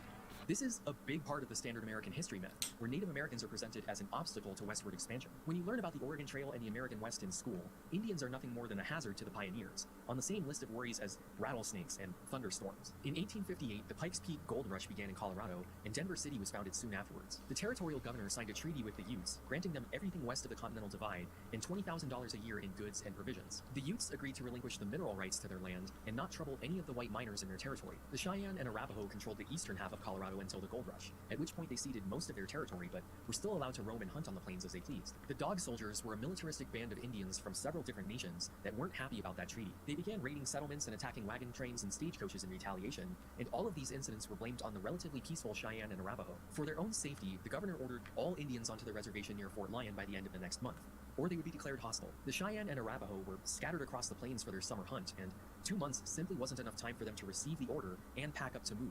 even if they wanted to. In September, a Cheyenne chief named Black Kettle rode to Denver to secure peace, but the governor wasn't having any of it. The U.S. Army was busy with the Civil War, so Colorado had just raised a new regiment of soldiers using federal funds specifically to fight Indians. So they had to be used for that purpose. The men who volunteered to join that unit wanted to fight poorly armed natives, not well-trained Confederates. It was kind of like joining the Air National Guard to avoid going to Vietnam. Black Kettle and the Cheyenne relented and rode to Fort Lyon, where the commander told them to set up camp outside, stating that they would still be under the fort's protection. Once they set up camp at Sand Creek, the fort commander allowed the Cheyenne men to go on a buffalo hunt. He then sent a message to Colonel Chivington, informing him that there was a looming Indian threat nearby and he needed reinforcements. The Colorado Regiment arrived shortly afterwards. In the middle of the night on November 28th, 700 troops surrounded the Cheyenne camp, which hadn't set up any defenses because they were assured protection. The next morning, Black Kettle raised a U.S. flag over his tent to show that they were peaceful, but that didn't matter. Chivington ordered his troops to open fire on the 600 Cheyenne, 2/3 of which were women and children, since the men were away. To their credit, 2 companies refused to take part in the battle, calling it a well-planned massacre and murder in every sense of the word. The Cheyenne raised a white flag of surrender, they laid down their arms and refused to fight, but none of that stopped the indiscriminate, brutal killing. 105 women and children were killed compared to only 28 men. The Americans only lost 9. The American soldiers mutilated and desecrated the corpses of their victims. They decorated their uniforms with scalps and even cut out male and female genitalia to wear them on their hats. This must be part of that insatiable progress of our race we've been hearing about. This was the Sand Creek Massacre, and if you learned about this breadcrumb in school, it was probably framed as if it were a random weather event. Oh yeah, it was some sort of misunderstanding. The troops misinterpreted something as hostile, and, you know, these things happen. It's unfortunate, but we can't undo the past. Nothing about the Sand Creek Massacre was accidental or unfortunate. It was planned weeks in advance. The governor of Colorado created a unit specifically to fight Indians and ordered the Cheyenne onto a reservation. When they arrived, the military told them to wait outside. That special unit then surrounded and killed them for no other reason than to do it. To quote Colonel Chivington, I have come to kill Indians, and believe it is right and honorable to use any means under God's heaven to kill Indians. Pretty understandably, the Cheyenne, Arapaho, and several other Plains nations were no longer interested in calls for peace by the Americans and began raiding wagon trains, cutting telegraph wires, and scalping settlers. Yes, I just said I understand why they scalped settlers. How could you not? Why is it that when we do it, it's an honest misunderstanding caused by a few bad apples, but when they do it, they're uncivilized, bloodthirsty savages? We were the ones killing women and children and making hats out of their body parts. Wouldn't you retaliate? The Cheyenne and Arapaho were driven from Colorado that summer, and on October 14, 1865, they signed a treaty agreeing to a perpetual peace and relinquishing all claims and rights within the territory. Black Kettle then took his band into Oklahoma and Kansas to join up with the Kiowa and Comanche. A little over a year later, these nations banded together in a war to save the buffalo, which were being exterminated for their hides. Oh, come on, that one had a Starship Troopers reference and everything. It would have connected. Fine, another video to look forward to, I guess. In 1877, the governor of Colorado began a propaganda campaign declaring that the Utes must go. Despite being allowed to mine in their territory, white settlers wanted more and more land, buying the San Juan Mountains for a $25,000 annual payment forever. So the governor manufactured crimes, claiming the Utes were intimidating settlers and starting wildfires in the area. Then there was another staged conflict between Indians and the military known as the Meeker Massacre, where the Utes put up much more of a fight and took several white prisoners. This gave the U.S. justification to confiscate their land, and the Utes were forced onto a tiny reservation in the southwest corner of the state. This is how Manifest Destiny actually played out. Is there any part of this that still strikes you as inevitable? With the Civil War over, westward migration increased by an order of magnitude. In addition to railroads, the United States began constructing trails and forts along the various routes to make travel easier, and started renegotiating treaties to ensure safe passage. Talks with the Sioux and Cheyenne nations of the Black Hills region broke down in 1866. An Oglala chief named Red Cloud accused the Americans of treating in bad faith, as they had already started construction of the Bozeman Trail before negotiations had even begun. A few months later, they attacked Fort Phil Kearny by luring the soldiers out into the open and slaughtering all of them. This was the worst defeat for the U.S. Army during the Indian Wars, and only the second time they were left with no survivors, having lost all 81 garrison troops. This began Red Cloud's War, which lasted 2 years and resulted in a Sioux victory. The 1868 Treaty of Fort Laramie was a concession on the part of the United States. They abandoned the forts they built in the area and declared the western half of South Dakota to be the Great Sioux Reservation. Surveyors had deemed the Black Hills worthless, so they were given exclusively to the Sioux forever. This actually annoyed surrounding nations like the Cheyenne and Crow, who also viewed the Black Hills as a sacred ancestral area with deep spiritual significance. It's kind of like Jerusalem. Everyone has some sort of claim to it, so why were they given to the Sioux, who are actually the newest kids on the block? Tangent time! 500 years before Columbus's arrival, the Ojibwe were located on the east coast. They received a religious prophecy which told them to start moving west until they found a land where food grew on water. They found wild rice in the Great Lakes region and settled there just in time to fight against the British during the French and Indian War. Following the various wars and removal acts, they had firmly established themselves as the dominant nation in what would become Wisconsin and Minnesota, having displaced the previous power in the area the Sioux. The Ojibwe and the Sioux became longtime rivals, even harboring some resentment to this day. Hopefully that dispels the myth that Native Americans were peaceful before Europeans arrived. They went to war with each other, they invaded each other's territory, took slaves, all the things that every other nation does. American Indians throughout history are people just like everyone else. And now that I've said Sioux a dozen times, I know I'm gonna get a bunch of,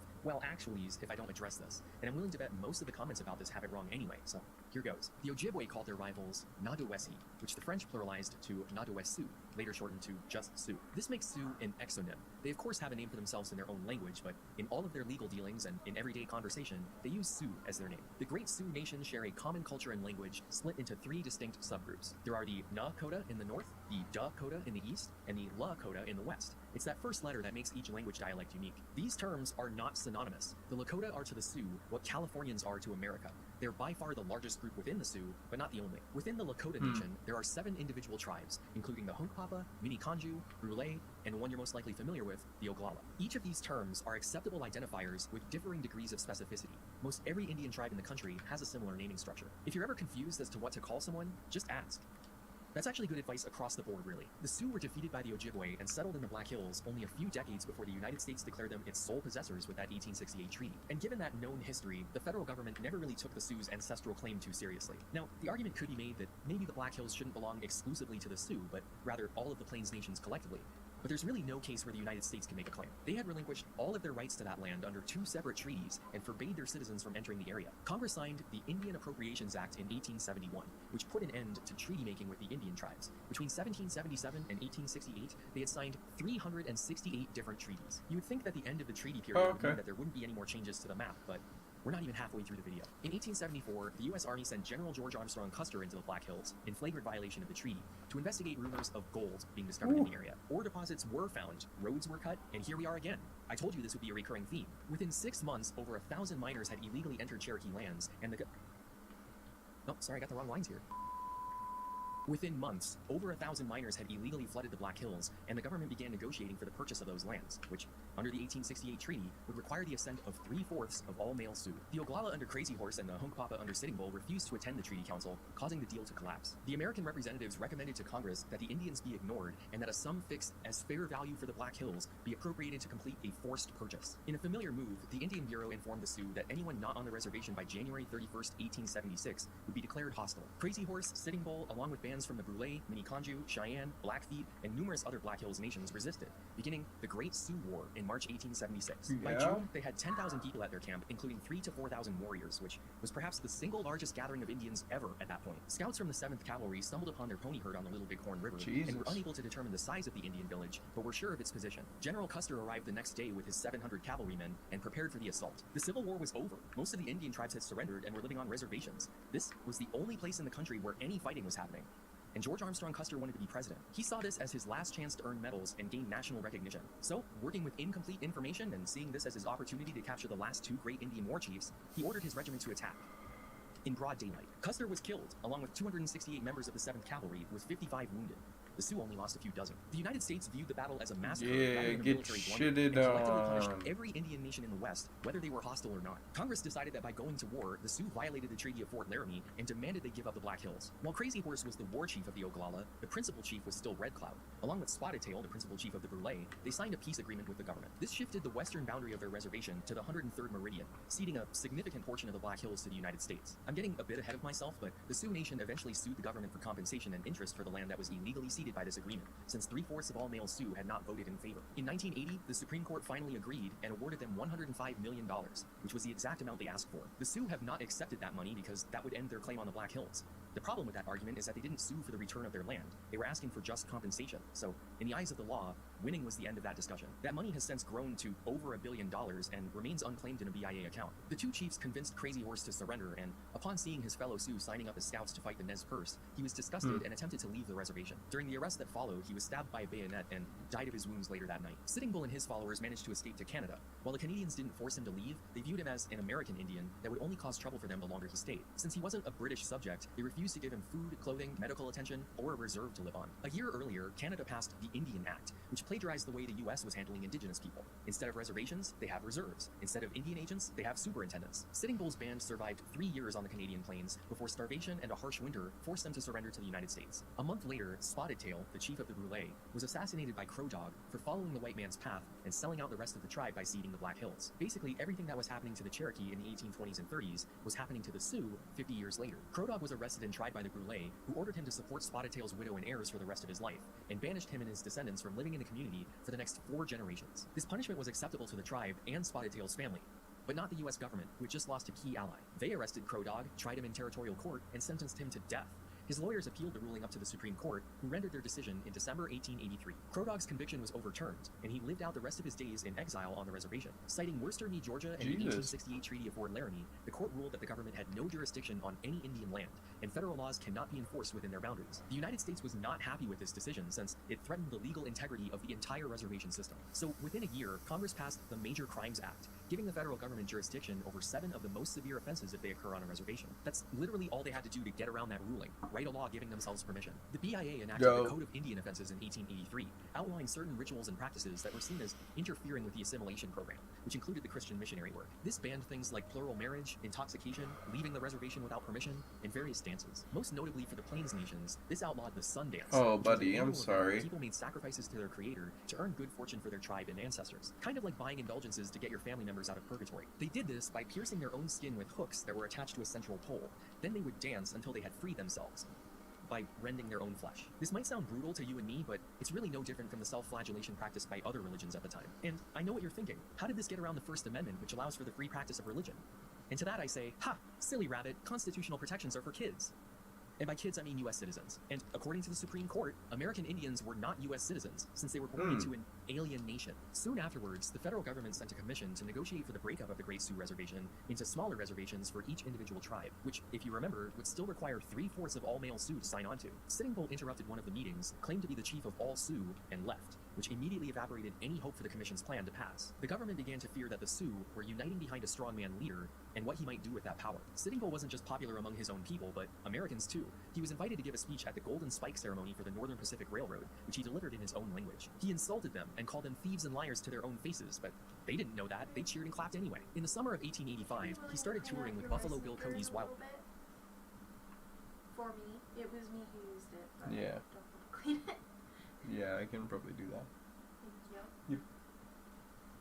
West show, where people paid for an autograph from the man who killed Custer. He worked with a show horse that would dance to the sound of a gunshot, which he eventually got to take home. The United States had big plans for the Great Sioux Reservation because at this point, there were only like 16,000 Sioux living in this enormous area. I mean, they don't need all that space, right? So they wanted to carve up small portions for the individual tribes and then open up the rest of the area for white settlement. Sitting Bull returned from his Wild West tour in time to hear the government's offer of 50 cents an acre for all of the land they would be giving up. He advised against the deal, shutting it down yet again. And again, the commission recommended that Congress ignore their wishes and force the sale anyway. In the summer of 1889, they sent a new commission to offer $1.50 an acre and a new strategy to speak to each tribe individually, starting with the Brule and Oglala and ending with Sitting Bull's Hunkpapa. Their strategy worked. 3/4 agreed, and the Great Sioux Reservation was broken up into 5 smaller ones, which continue to exist to this day. The Oglala are on the Pine Ridge Reservation, the Brule on the Rosebud Reservation, and the Hunkpapa are at Standing Rock, which you may remember from the 2016 No Dapple protests. At this point, the Sioux had been completely defeated in every sense of the word, militarily, politically, geographically, and spiritually. In January 1889, a Paiute named Wovoka declared himself a prophet, promised an end to American expansion,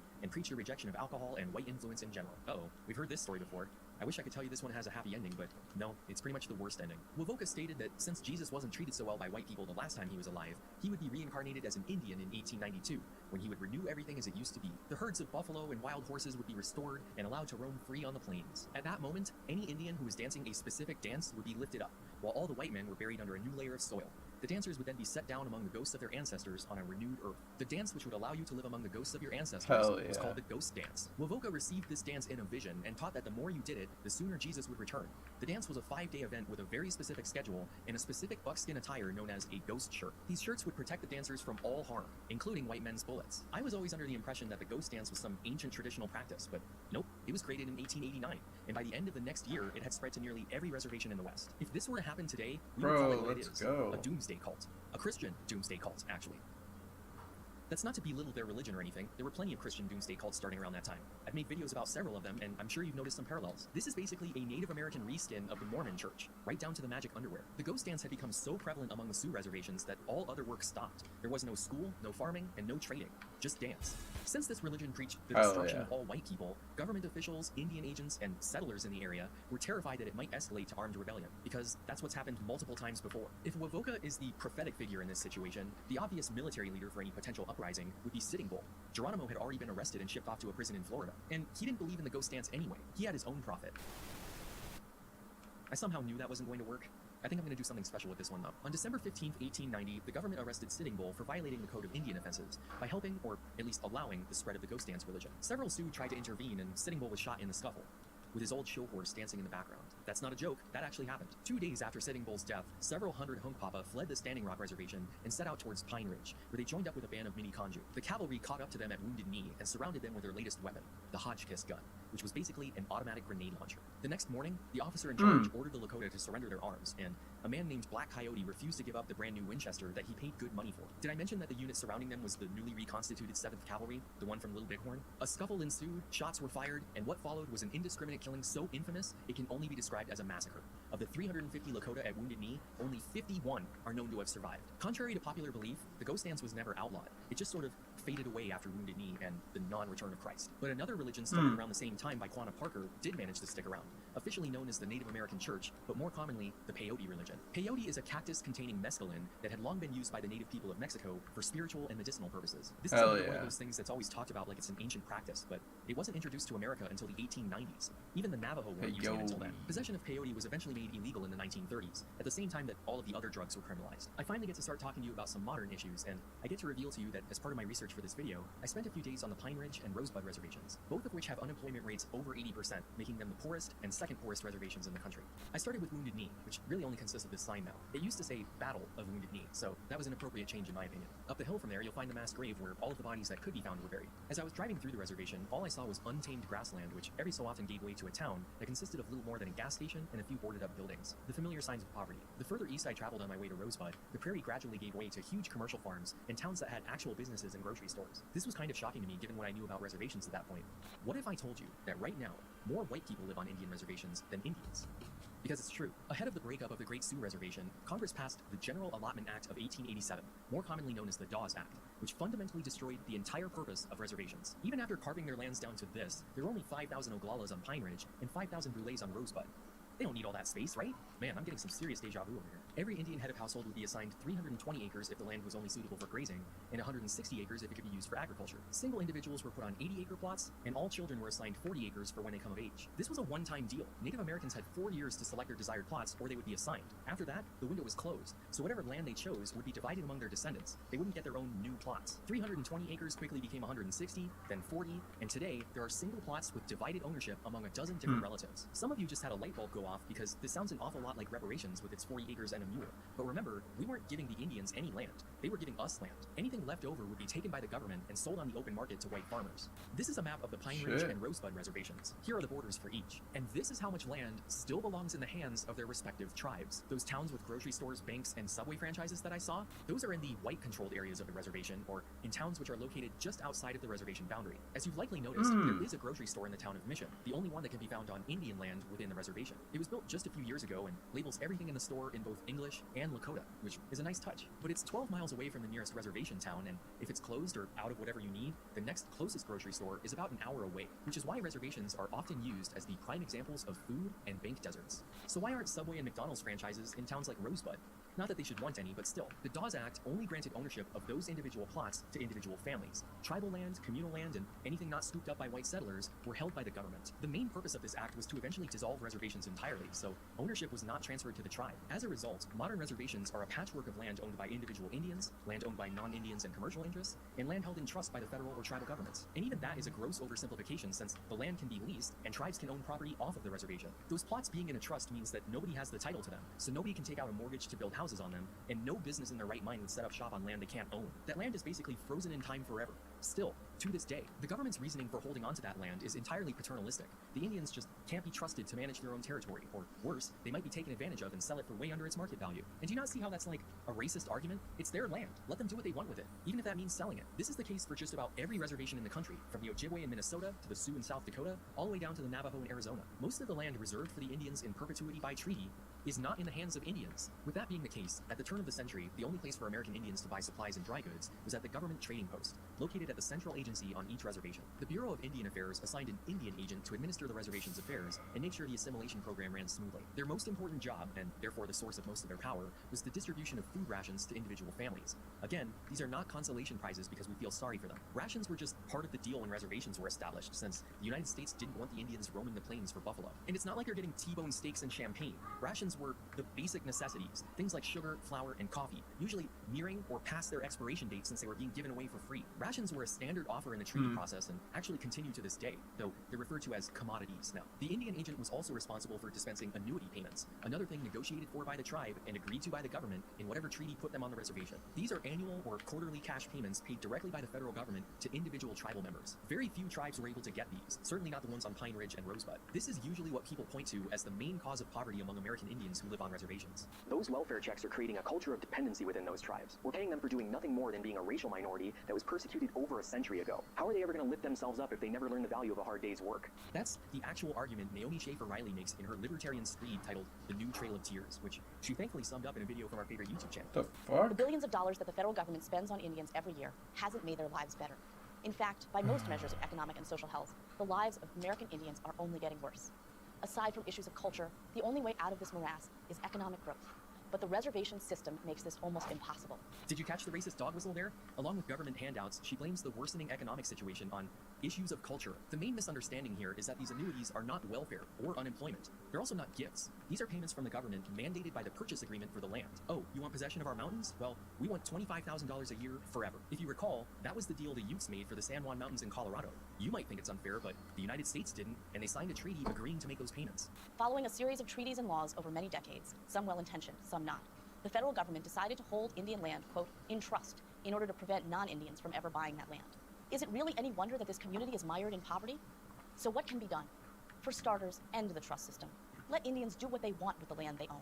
This is pretty rare, but I actually find myself in agreement with PragerU, at least when it comes to their proposed solution, though they aren't advocating for it because they want individual families to build generational wealth, or for reservations to attract businesses like Walmart. You have to keep in mind that PragerU is funded by the fossil fuel industry. The other effect of this absurdity is that Indians can't develop this land. Whoa, where did you come from? Indian reservations contain almost 30% of the nation's coal reserves west of the Mississippi, 50% of potential uranium reserves, and 20% of known oil and gas reserves. In October 1879, Richard Pratt opened the Carlisle Indian Industrial School in Pennsylvania, specifically to take children, to kill the Indian in him, and save the man. It was so successful that the federal government funded the construction of 26 more boarding schools modeled after Carlisle. By 1902, 6,000 students had been taken from their homes and passed through those schools. There would eventually be 480 of them, handling hundreds of thousands of Native American children. Strangely enough, attendance at these boarding schools was not mandatory. Compulsory education wasn't even a thing for white people yet, but Indian agents were corrupt political appointees who were rewarded based on performance, so they often bullied parents and threatened to withhold rations to compel them to send their kids to school, where they would be stripped of their culture, Christianized, and assimilated. Physical and sexual abuse were prevalent in these schools, but what really set them apart from other boarding schools was the targeted destruction and erasure of indigenous cultures. Students had their hair cut and were punished for speaking in their native language or wearing traditional clothing. They were kept at school for years, rarely visiting home, specifically so that they wouldn't pick up any cultural knowledge or participate in any traditional ceremonies. This made Indian boarding schools wildly successful at their mission. To this day, most Native Americans are some flavor of Christian, and most American Indian languages and cultures have completely disappeared. The few that survived did so because they had enough people to keep it going through this period, like the Navajo, Ojibwe, and Sioux.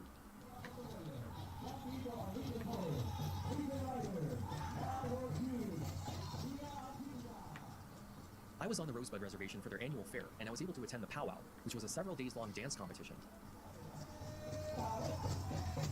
Here you'll see traditional clothing along with more contemporary fabrics and neon colors. These two clothing styles compete in different categories, but even among the more traditional outfits, you'll notice things that didn't become popular until these nations were already on reservations. This elaborate beadwork on her leggings, that wasn't a thing until the 1850s when glass beads were made available.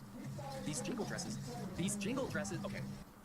worn by women weren't a thing until 1918. Those metal cones are made out of rolled up chewing tobacco lids. This was an Ojibwe invention that the Sioux and other Plains nations eventually adopted.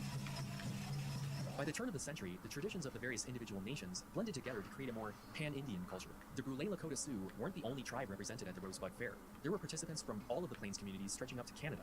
The assimilation program carried out by the boarding schools and the allotment policy put in place by the Dawes Act were part of a two-pronged approach to terminate reservations altogether. It was widely assumed by most Americans that within a few decades, the Indians wouldn't exist anymore, lost to the insatiable progress of our race. This was such a concern that when Thomas Edison invented the kinetoscope in 1891, one of the first things he filmed was the Sioux Ghost Dance, a 20-second reel designed to capture the Indian before he disappeared. Hollywood became obsessed with Native Americans, featuring them extensively during the silent film era. In 1930, Silent Enemy was released, telling an Ojibwe story about famine that feels a lot like Disney's Aladdin. They even have a handsome hunter competing against an evil medicine man for the affections of the chief's daughter. But the most memorable part of this film is the introduction, the only non-silent part of the movie, where Chief Chauncey Yellowrobe delivers an opening monologue.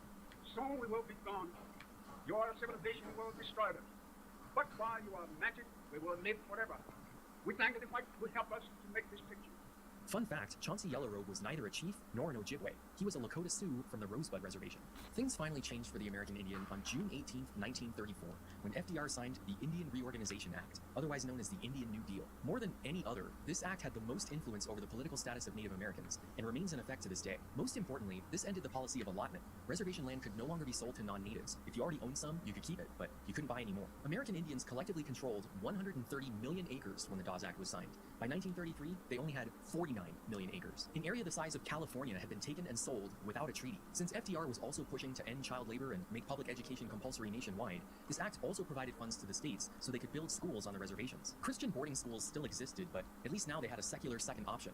Yay, school choice! This Indian New Deal introduced constitutional democracy to the indigenous nations, who could now deal with federal, state, and local governments on an equal government-to-government footing, which significantly reduced the role of the BIA and stripped power away from the Indian agents. Nations were finally allowed to elect their own leaders and give themselves an official name. If you still think Sioux isn't the proper terminology, you should really tell that to the Rosebud Sioux tribe. The new tribal governments were allowed to establish their own police forces and set up tribal courts to prosecute their own crimes. When writing their individual constitutions, the nations were allowed to dictate their own membership criteria, which is where blood quantum enters the mix.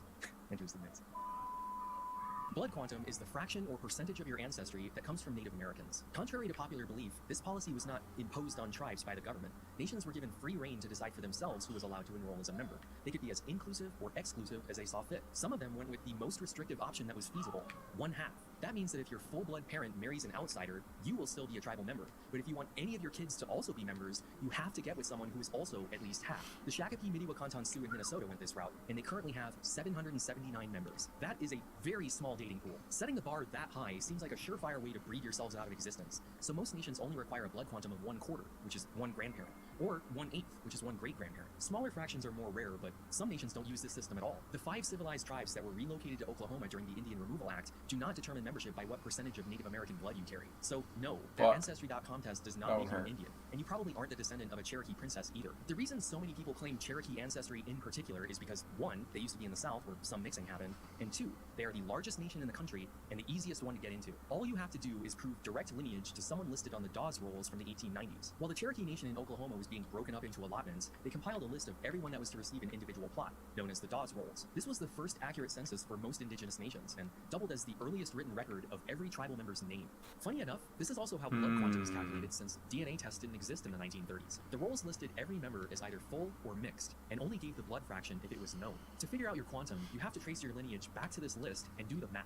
As you can imagine, a lot of mistakes and assumptions were made in the 1890s. People who weren't actually full-blooded declared themselves to be. Let's go. And people who were half Lakota, half Cheyenne Smacked were him. only listed as half. Any nation with a blood quantum requirement is just using the Dawes rolls by proxy, and has to accept these errors at face Why do value. they use Because of all that, hypnosis the Cherokee so Nation much? decided that as long as you can prove ancestry to anyone on that list, you can enroll as a member. Unless you're the descendant of one of their black slaves, in which case you can kick rocks. The Cherokee brought slaves with them on the Trail of Tears. They had about 2,500 of them by the time of the Civil War, during which they fought on the side of the Confederacy. When they lost, they were forced to give up their slaves and make the freedmen full citizens of the Cherokee Nation. The Cherokee were never happy about that, and over 100 years later, they voted to disenroll the 2,800 descendants of Cherokee freedmen, which was less than 1% of their total enrollment.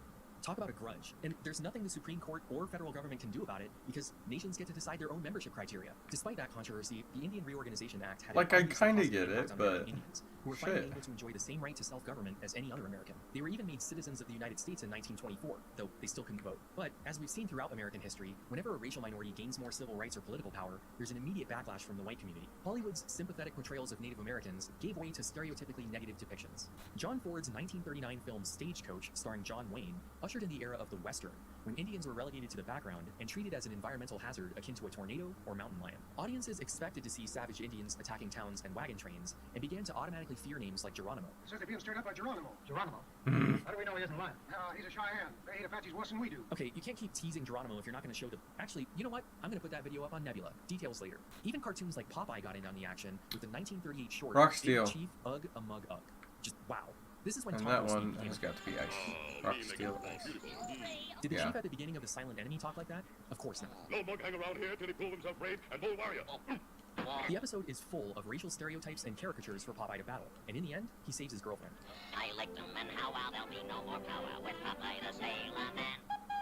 Now, you might be thinking, who cares? This came out forever ago. Let's And you're go! right, but keep in mind, my neighbor was alive when this came out. You think this didn't influence his opinion on Indians? Follow-up question, do you think this ended with Popeye? These stereotypes weren't just being pushed on film. In 1926, the University of Illinois introduced its new mascot, Chief Illini Weck, representing the Fighting Illini. Ice. The Illini were wiped out by a neighboring Indian nation in the 1760s. Chief Illini Weck was not a real person. His costume is based on a Plains Indian, and despite the team billing his performance as an authentic Native American dance, it was actually made up by whichever student was playing him at the time. In 1932, the Boston Braves football team was established. Apparently dissatisfied that their name wasn't already offensive enough, they changed it to the Redskins the next year, and the team moved to Washington, Ice D.C. in Rock. 1937, where it remains to this day. That's the first and only time I will be saying Steel. that name, just so that there's no confusion over what team I'm talking about later. Sports in general were a fairly new concept, so Ice Rock. as more high schools, Steel. colleges, and professional teams were established in the 30s and 40s, thousands of them went with a Native American theme, and almost all of them were based on the stereotypes Rock, and characters Steel depicted in westerns Rock. and cartoons. The Cleveland Indians baseball team had been Ice- using that name Ice since Rock, 1915, Steel Rock, but they didn't Ice- introduce Chief Wahoo Ice as their Rock, mascot until 1946. Steel They Rock. switched to the more familiar red-skinned version in Ice 1951. Americans had kind of Rock, had it with Indians, who they had come to view as a burdensome Steel historical relic. So Rock, the federal government began to look for ways to Ice. politically erase them. In 1953, President Truman signed Public Law 280, or PL 280, which was almost as destructive as the Dawes Act. This gave states the option to take over criminal jurisdiction over Indians and non-Indians on Indian land. This meant that reservations had to deal with state law Let's enforcement rather go! than federal. 15 states opted in, basically all of the ones with significant populations of Native Americans. So, depending on which reservation you're on, what race you are, and what crime you commit, you might have to deal with the tribal I police, think we BIA started police, this county sheriffs, one. state police, or even the FBI. This Yes. created a needlessly complicated system of overlapping Steel. jurisdictions that is so confusing most cops don't understand it. Reservations have sky-high unsolved We're gonna have to write it down. The fact that I'm an they're old so man, sparsely populated okay? and people I are ain't so got that spread good out of is a memory. major contributing factor. By the time a victim is discovered, the perpetrator is long gone. But then they have to decide So who has it's jurisdiction over Steel. the investigation, which mostly depends on the race of the suspect. If it was an Indian on Indian crime, the Ice. case goes to the tribal police. But if it was white on Indian, it either gets referred to the county sheriff or state police if they're in a PL Rock. state, or if not, it goes to the BIA police if it's a misdemeanor, And and the where you FBI if it's a point- felony. you point The Supreme over Court here. ruled that even if a white person lives on a reservation, Steel, they are not rice. subject to tribal law. Steel, The case has to be referred to ice, state or federal rock, authorities. Did you follow all ice. that? Once the jurisdictional mess is figured out, the agency has to actually investigate. More often than not, the crime goes unsolved and unpunished. Now take everything I just said and apply that to sexual assault, which is an even bigger problem on reservations. Steel. Indigenous women are raped at 2.5 times the national average. 1 out of every 4 girls and 1 out of every Rock. 6 boys are molested before the age of 18. Child abuse is Seriouser. also a huge problem, occurring on reservations at twice the national average. PL 280 was designed to make reservations unlivable and began the new federal policy of termination when the government hoped to wash its hands of the Indians once and for all. 5 reservations were wiped off the map, Steel. and 112 tribes lost their federal recognition when Ice. the law went into effect. In 1956, the Rock. Indian Relocation Act was signed to encourage Native Americans to move off Ice. reservations and into the cities, promising housing, Steel. work, and educational opportunities. Those promises were rarely kept, and over 100,000 people moved to the cities during this period, creating what were called urban Indians. The most outrageous part of termination came in 1958, when the Bureau of Indian Affairs created the Indian Adoption Let's Project, go! which was administered by the Child Welfare League of America. Canada and Australia were doing the exact same thing at the exact same time. County nurses and social workers would declare a parent unfit, usually because they were too poor and lived in a tar paper shack, and their kids would be taken to live with a non-native family in another state. This program lasted almost a decade, during which time 25% of all Indian kids were adopted away to white families. So not only were American Indians being stripped of their land and political status, but their adults were moving away to the cities, and their children were being adopted and assimilated.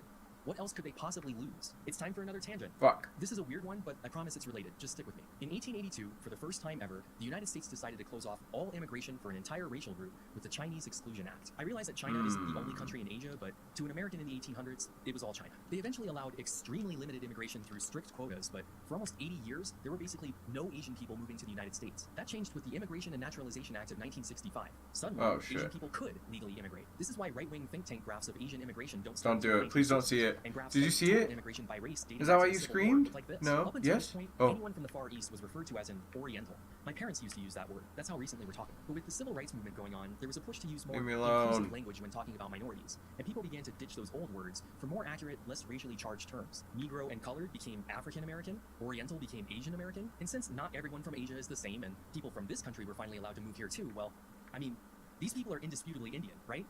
Indian American? We already have American Indians. That would be confusing as hell. But you know what? The more I think about it, it was always a mistake to call them that in the first place, right? Fine. So, how about Native American? That phrase had Oh. always been around, but it was just a descriptor, not an ethnic identity. It didn't take on that meaning until the 1960s and 70s. Here's the thing though, many American Indians had come to self-identify as Indians. When the tribes were allowed to pick their official names, many of them used the word Indian. Most saw Native American as yet another attempt by white people to erase their identity, and explicitly rejected the term. On top of everything else, we tried to take the name of their ethnicity too. Native American has gained more acceptance over the years, especially among younger generations, but to this day, American Indian is still the preferred term. Either one is fine though, you really won't get in trouble regardless of which one you use. There's one caveat however, if you're talking about a particular individual or nation, you should refer to them as Lakota, or Cherokee, or Navajo, whatever the case may be. In case there's any lingering doubt in your mind, in July 1968, a group of urban Indians living in Minneapolis founded the American Indian Movement, or AIM. They were a militant civil rights group fighting against police brutality, poverty, discrimination, and the destruction of their culture. They were basically the Indian version of the Black Panthers, and they were treated as such by the Okay, FBI.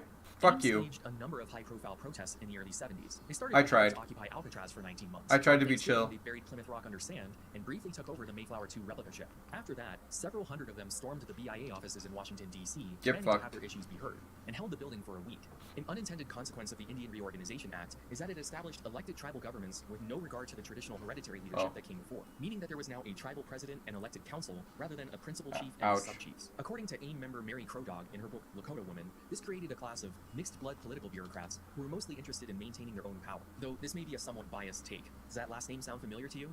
It should. I know this is a long video, but come on. In 1972, the tribal chairman on the Pine Ridge Reservation was a man named Dick Wilson.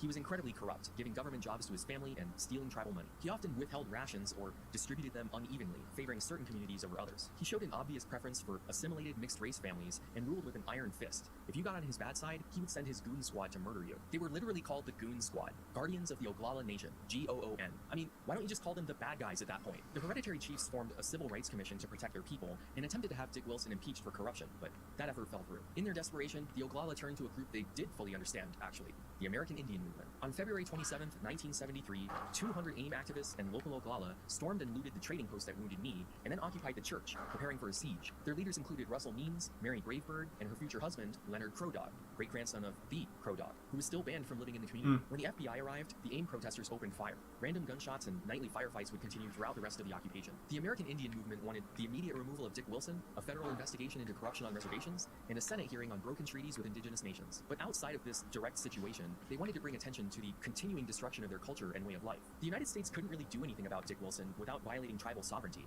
They have just as much authority to do that as they would in France or Germany. The White House was also busy handling the Watergate scandal, so this minor protest in South Dakota wasn't high on their list of priorities. Yeah, they were 2 like, weeks into the occupation, Wounded Knee declared itself to be an independent country and tried to send a don't care. representative to the UN to argue their case, but were refused. Because, obviously, right, nobody's going to take that seriously. The FBI certainly didn't, and began issuing ultimatums for the protesters to leave, eventually cutting water and electricity to the church. All of the reporters, which were providing much needed publicity and a certain degree of protection, were ordered out of the area, and everyone began to fear the worst. Until... Hello, my name is Sasheen Littlefeather. I'm representing Marlon Brando this evening, and he has asked me to tell you that he very regretfully cannot accept this very generous award. And the reasons for this being are the treatment of American Indians today by the film industry. Excuse me. In August 2022, the Academy officially apologized for this reaction, just 2 months before her death in October. And on television, in movie reruns, and also with recent happenings at Wounded Knee. Marlon Brando refused the Oscar for Best Actor in The Godfather to bring attention to the occupation at Wounded Knee and to protest the way American Indians were being depicted on screen, which was still Damn. pretty negative. What a Even fucking after all these homie. years, if you saw Native Americans on screen, odds are they were robbing a stagecoach. In the movie Little Big Man, a white guy is adopted by the Cheyenne, sees them get massacred, and then goes on a Forrest Gump-like adventure in the late 1800s. Believe it or not, this is generally considered to be one of the more positive depictions of American Indians. Come out and fight. It is a good day to die. Huh, do any of you play StarCraft? It is a good day to die. That's an actual Cheyenne saying. That's where they got that from. It's around this time that the Hollywood Western started to give way to science fiction. Many tropes like the native princess and noble savage were simply recycled with a futuristic veneer. In this episode of Star Trek, they simply put Native Americans in space. They weren't even trying to hide it. Why, they look like, I swear, they're American Indians. They are, Doctor. A mixture of Navajo, Mohegan, and Delaware, I believe. Kirk is stranded and loses his memory, is immediately treated like a god, falls in love with the tribal priestess, and has to duke it out against the jealous medicine man. All of these characters are played by white actors in red face. It's all very familiar at this point. Things weren't any better on the Saturday morning cartoon front either. 1 little, 2 little, 3 little engines. 4 little, 5 little, 6 little engines. This is the stuff baby boomers like my dad grew up watching. Aside from it being in color, it's virtually indistinguishable from the stuff that came out in the 30s. So you know what? Good on you, Marlon Brando. This is a problem worth talking about. He'd actually been helping American Indians fight for their hunting and fishing rights, and him bringing so much attention to Wounded Knee on national television was a big deal. It was about to be summer, and Nixon was worried that the area would be flooded with college students doing some protest tourism. On April 26th, a heavy gun battle took place, and an Oglala man named Buddy Lamont was killed.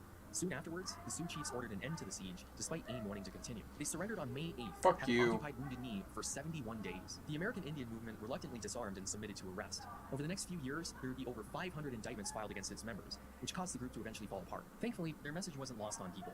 Numerous laws were introduced to right the various wrongs of the past. As part of his war on poverty, President Johnson created the Department of Housing and Urban Development and set it to the task of building actual homes on reservations. I wasn't kidding when I said Native American families were living in tar paper shacks. That was standard lodging at this point. So the government got to work building what are known as HUD housing tracts, little cul-de-sac communities dotted around the reservation. The idea was to construct mini neighborhoods, just like the ones you would find in white suburbia. These were built on trust land, so families do not own their homes. Rather, they are assigned them when they're available, without regard to family ties, rivalries, or tribal factions. For many people, this was the first time they had electricity, running water, and a dedicated bathroom.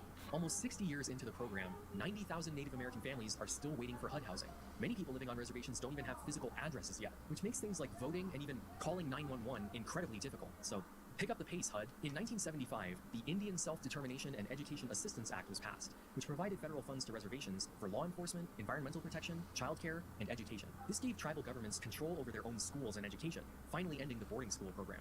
These schools still physically exist. They've just been converted into Indian schools run by the tribal governments, not churches. State-run public schools also still exist on reservations, giving students a few different options. For contrast, the last residential school in Canada didn't close until 1996. Shortly afterwards, the Tribally Controlled College and Universities Assistance Act created TCUs, which are the Native American version of historically black colleges and universities. This helped to fund Sinta Glacier University on the Rosebud Reservation, which currently has about 1,000 students. The Indian Child Welfare Act was passed in 1978 to stop the wholesale removal of Native American children from their homes by giving the tribal government a voice in child custody disputes. Its stated goal is to keep Indian kids in Indian families, which, yeah, given all of history, that seems like it was needed. That same year, they passed the American Indian Religious Freedom Act, which finally lifted restrictions on the Sundance and peyote religion. Don't get excited though. Peyote is only legal for members of the Native American Church during sanctioned ceremonies. This series of laws ushered in a period of self-determination unlike anything they had seen previously, and it all began with the Indian Civil Rights Act, which extended the Bill of Rights over Native Americans living on reservations. Now, check out the timeline here because this is crazy. President Johnson signed the Indian Civil Rights Act on April 11th, 1968.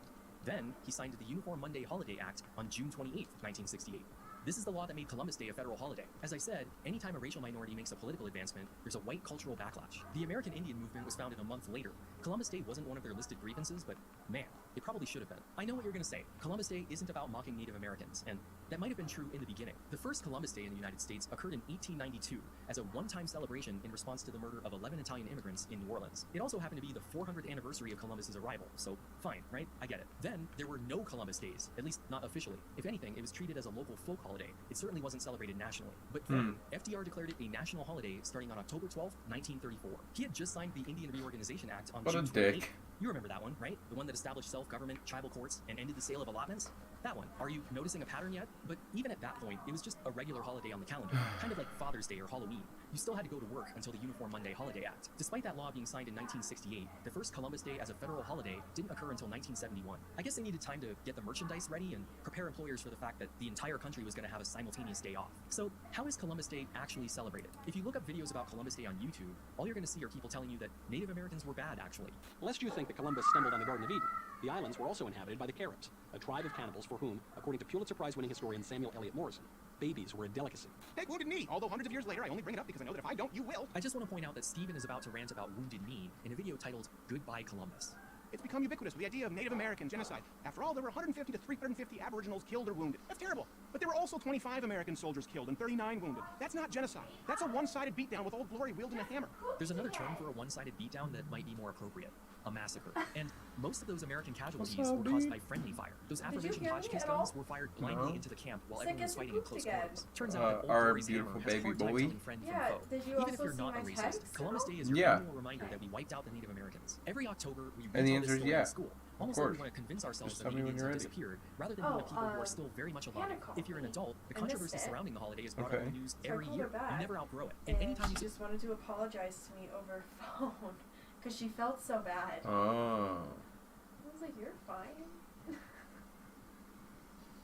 No, it turns out she's very, very sweet. I think you'll like her. Yeah. She said she's cut off a lot of friendships because a lot of them will either refuse to not drink in front of her or just don't want to be friends with her because of what she's done. Mm. So she said she's trying to make positive friendships that aren't based on alcohol. So Yeah. she's like, it's best to start with people in AA because you're also with the same task as me. Mm-hmm. I was like, yeah, same. And then next Wednesday, she's just coming over here.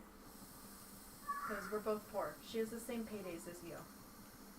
And she's not a nurse. She's working to be a nurse. And she works at... She told me and I forgot. I totally... It's like a private practice.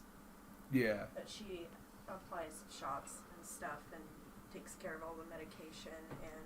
Phlebotomist? Huh? She's a phlebotomist? No. I don't know, probably.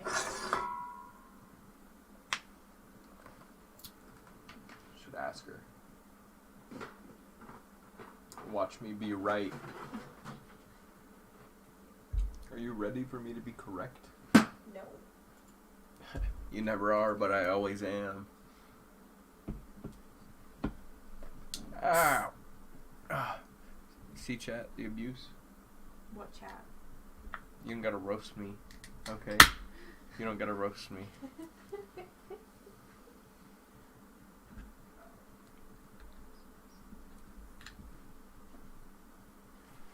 Suggests that we get rid of the day, you're reminded that Columbus Day is actually about celebrating Italian immigrants. But if that were true, why isn't St. Patrick's Day a federal holiday? Does the plight of Irish immigrants not matter as much, or is Columbus Day actually about something else? Keep that question in the back of your mind. One of my goals with this video is to humanize American Indians for people who have likely never encountered one, and whose knowledge about them is limited to what they heard in school or see in movies. That includes dispelling stereotypes, whether they are negative or positive, like the one that Native Americans are naturally gifted caretakers of the environment. That association started to develop when the environmentalist hippies of the 1960s began dressing like the Indians they saw on TV. No tribe anywhere wore headbands like that. Hollywood invented them to keep the wigs on the white actors who were pretending to be Indians. But the stereotype wasn't firmly established for Native Americans themselves until the Crying Indian commercial, which aired on the first Earth Day in 1971. Some people have a deep, abiding respect for the natural beauty that was once this country. And some people don't. This is Iron Eyes Cody, who starred in over 200 movies playing various Native American roles, and was arguably the most recognizable Indian on TV. His real name was Oscar DeCordy. He was Italian. Because of that, he's often referred to as a pretendian, a white person who falsely claims to be indigenous, usually for financial gain or social clout. While filming this video, Sacheen Littlefeather was also accused of this, but I'm not really interested in exploring those claims. Iron Eyes Cody is a much more interesting case because, by all accounts, he wasn't lying. He was delusional. Even in private, he truly believed that he was. It doesn't excuse the damage he caused. When you dress up like an Indian for Halloween, you aren't paying homage to any actual Native Americans, past or present. You're dressing up like this guy, an Italian actor portraying a TV caricature of an Indian. It's really no different than putting on blackface. It's just another way for white people to reinforce a racial stereotype. Do you really want to walk around looking like the TV Indian from that fake commercial pushing an environmentalist stereotype? American Indians throughout history are people just like everyone else. When times are plenty, they overindulge. When resources are scarce, they cut back. They are no better or worse at managing the environment than anyone else. For example, modern horses didn't exist in North America until the 1500s when the Spanish conquistadors left them behind. Even then, it took a century for them to make it up to the Great Plains. So, before the Cheyenne, Kiowa, or Comanche were hunting buffalo on horseback, how were they killing them? With a spear? Would you spear a buffalo? You shouldn't, because you'd lose. Instead, they used what were called buffalo runs, or buffalo jumps, where they'd drive a herd of buffalo off the side of a cliff, killing dozens, if not hundreds at a time. We've all played Oregon Trail and shot every bison we came across. You should know what happens next. American Indians could only take back what they could carry. The idea that they used every part of the animal or only killed what they needed is just not true. Most of those animals were left to rot. And how would they make this massive herd of tanks on hooves leap to their own death? By lighting the prairie on fire, which sometimes got out of control. Again, I'm not trying to make Native Americans look wasteful or incompetent. They're just not any better at it than the rest of us. We cause environmental disasters all the time, on a much larger scale. Hell, we're the ones that nearly drove the buffalo to extinction in the 1800s. In 1868, General Sherman wrote to General Sheridan saying, "As long as buffalo are up on the Republican River, the Indians will go there. I think it would be wise to invite all the sportsmen of England and America there this fall for a grand buffalo hunt, and make one grand sweep of them all. That's exactly what they did. The military regularly sponsored buffalo hunts on the plains. Hunters would take the hides and various bits and pieces, but left a majority to rot. By 1884, there were only 325 buffalo remaining. Thankfully, in the last few decades, there's been a concerted effort to restore the herds, which you can learn more about by going to curiositystream.com/knowingbetter. CuriosityStream is a subscription streaming service that offers thousands of documentaries and nonfiction titles, which you can access across multiple platforms. In Return of the Buffalo, Restoring the Great American Prairie, you'll see how modern methods have been used to domesticate the buffalo and grow their population to over 500,000 today. I've always been a dreamer, and I feel kind of cheated actually not being able to see 50 million buffalo out here on the landscape, because that's what this country needs. And so I pretty much dedicated my life trying to get as close back to that number as I could. If you need to brush up on the standard American history myth and manifest destiny, you can check out Pioneering the American Frontier, which you've already seen a few clips from earlier in this video. And they gave the land in 100-acre parcels to anybody willing to move to the far edge of it because they were the buffer zone against Indian attacks. If documentaries aren't your thing, I'm not sure how you've made it this far into the video, but by signing up for CuriosityStream, you'll also get access to Nebula, the streaming service built by fellow creators seeking refuge from the aggressive expansion of YouTube. Every Knowing Better video is hosted there ad-free, and if you want to see that special video I made about Geronimo, the quintessential American Indian, you'll only be able to see it on Nebula. Learn about his tragic backstory, his multiple escapes from custody, and why he joined the circus as the worst Indian who ever lived. Bruh, you can't keep surrendering and escaping like that. You're making things so much worse for yourself. Check it out by heading over to curiositystream.com/knowingbetter, where we've worked out a deal where you can get both CuriosityStream and Nebula for only $14.79 a year. You'll also be supporting the channel when you do.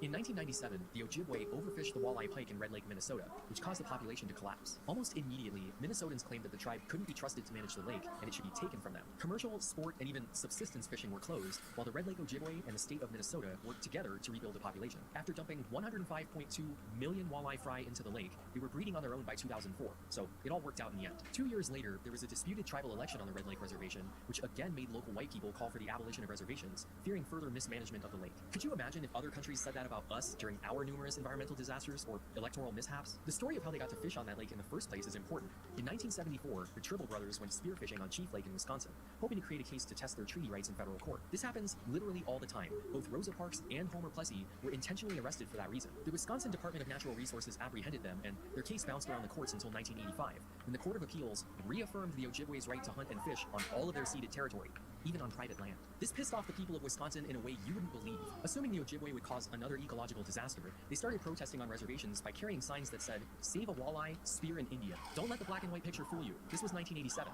I was alive at this point. Now, the reason this makes white people so angry is that for American Indians, hunting and fishing is a right, but for everyone else, it's a privilege. You have to apply for a permit or tag, pay fees, observe limits, wait for seasons, and everything. How is that fair?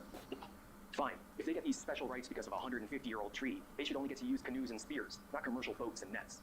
Okay, then the United States only gets to use horses and trains. Since when do treaties lock you into the technology in use at the time? And these aren't special rights that the government granted them to make up for centuries of mistreatment or anything. These are rights that they already had when the United States started drawing lines around them. Oh, you want 75% of our land? Well, we still want to be able to hunt and fish on that land. The United States agreed to those terms, which is why you're allowed to live there in the first place. And you should really think about what would happen if they abolished that treaty. You would have to move, and they would still get to hunt and fish on that lake. Treaty rights are probably the most misunderstood aspect of American Indian politics today. These aren't special rights granted to them because we felt sorry for what we did. These were independent, sovereign nations who could only be dealt with through treaty, just like any other country in the world. They made deals with the United States on a government-to-government basis, usually giving away land, maybe in exchange for food rations or annual payments. They made concession after concession until they finally reserved a tiny bit of land for themselves.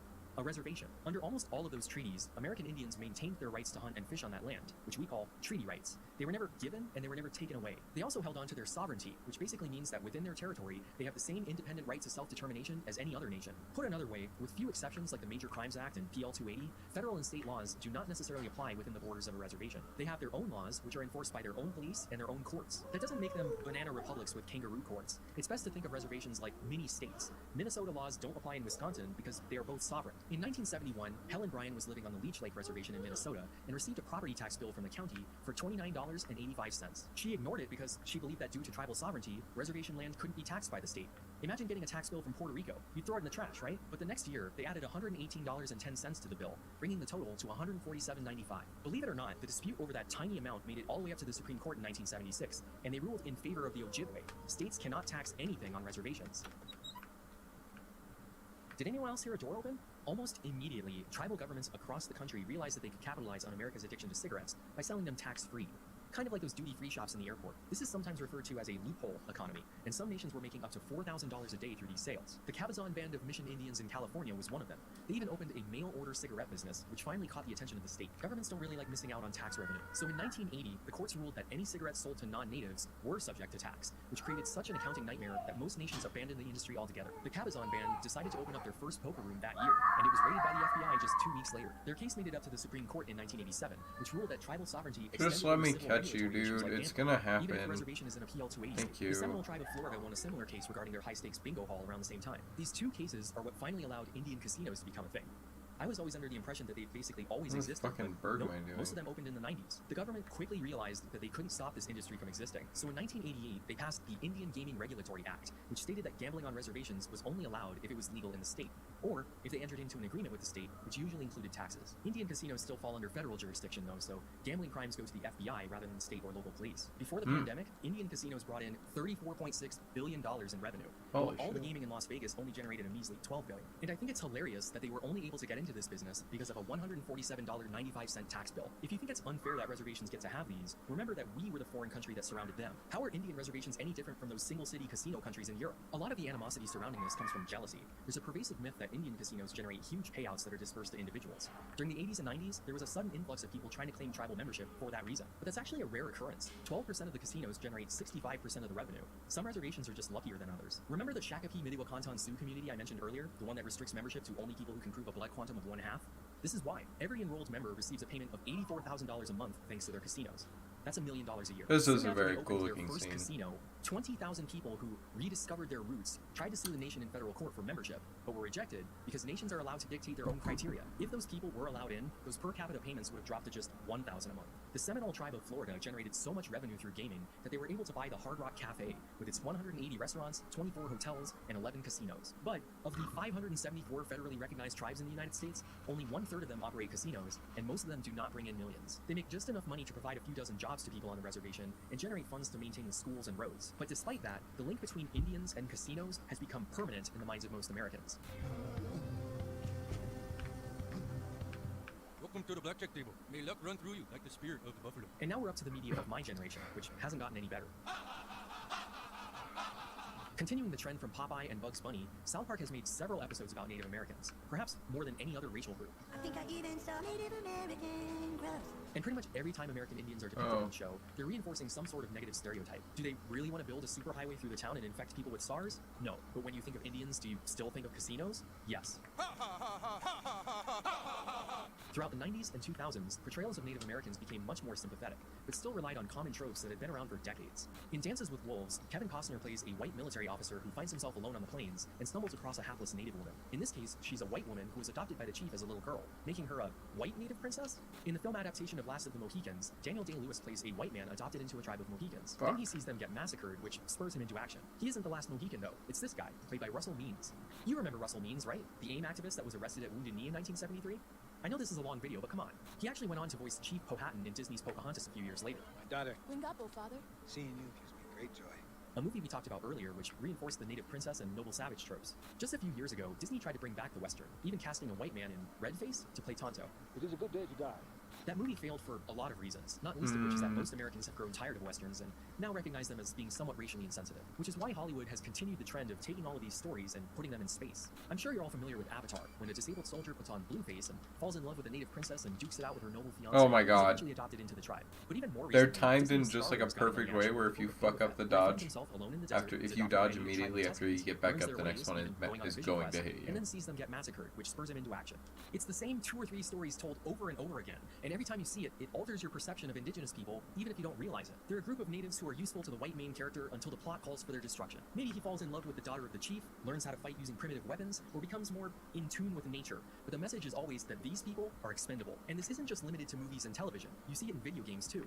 Every time you clear a barbarian camp or take a goody hut in Civilization 6, you are unconsciously reinforcing the idea that these tribal villages are just in the way of your inevitable march of progress. The developers are aware of that criticism, though, and rather than remove it, they introduced a game mechanic where you can trade and form alliances with them. You can eventually turn them into a puppet city-state, which is still exploitative, but somewhat more historically accurate, I guess. Civ isn't the only culprit, though. Every time you clear ads from an expansion in Warcraft, you're getting the same message that the natives needed to be cleared out. Hell, even seeing this screen in Fallout makes it seem like Indians are a historical relic, since it references a real test pattern invented in 1939. I'm not saying you need to quit playing these games. I love them and still play them all the time. Being aware of unconscious influence is all it takes to disarm it. And let's not forget sports and team mascots, which even South Park had to weigh in on. Look, don't you see that when you call your organization the Washington Redskins, it's offensive to us? How's it offensive? How is it offensive? Jesus, we are a proud team, Mr. Carter. Oh my gosh. We have total respect for you. When we named our company Washington Redskins, it was out of deep appreciation for your team and your people. In 1992, protesters gathered outside of the Metrodome in Minneapolis, Minnesota to bring attention to offensive Native American mascots during the Super Bowl between the Buffalo Bills and Washington Peau Rouge. It's around this time that students and faculty across the country began to speak up about the mascots at their schools as well. In 2005, the National College Athletic Association concluded that American Indian mascots were hostile and abusive, and announced that it would penalize the 18 member schools which still had them. The University of Illinois' Fighting Illini and Chief Illiniwek were on that list. When initial protests against the mascot began in 1989, the university's board of trustees voted to make Chief Illiniwek the official symbol of the school. I can't imagine that the chief, who deports himself, whomever serves as a chief, deports himself with such dignity and such solemnity. I can't imagine that can be perceived as a racial insult or as a slur on the Native American community. To me, it's a compliment.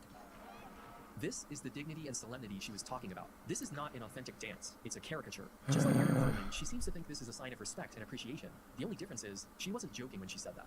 I don't consider Chief Illiniwek to be a mascot. I consider the chief to be a part of the heritage and the tradition of this institution.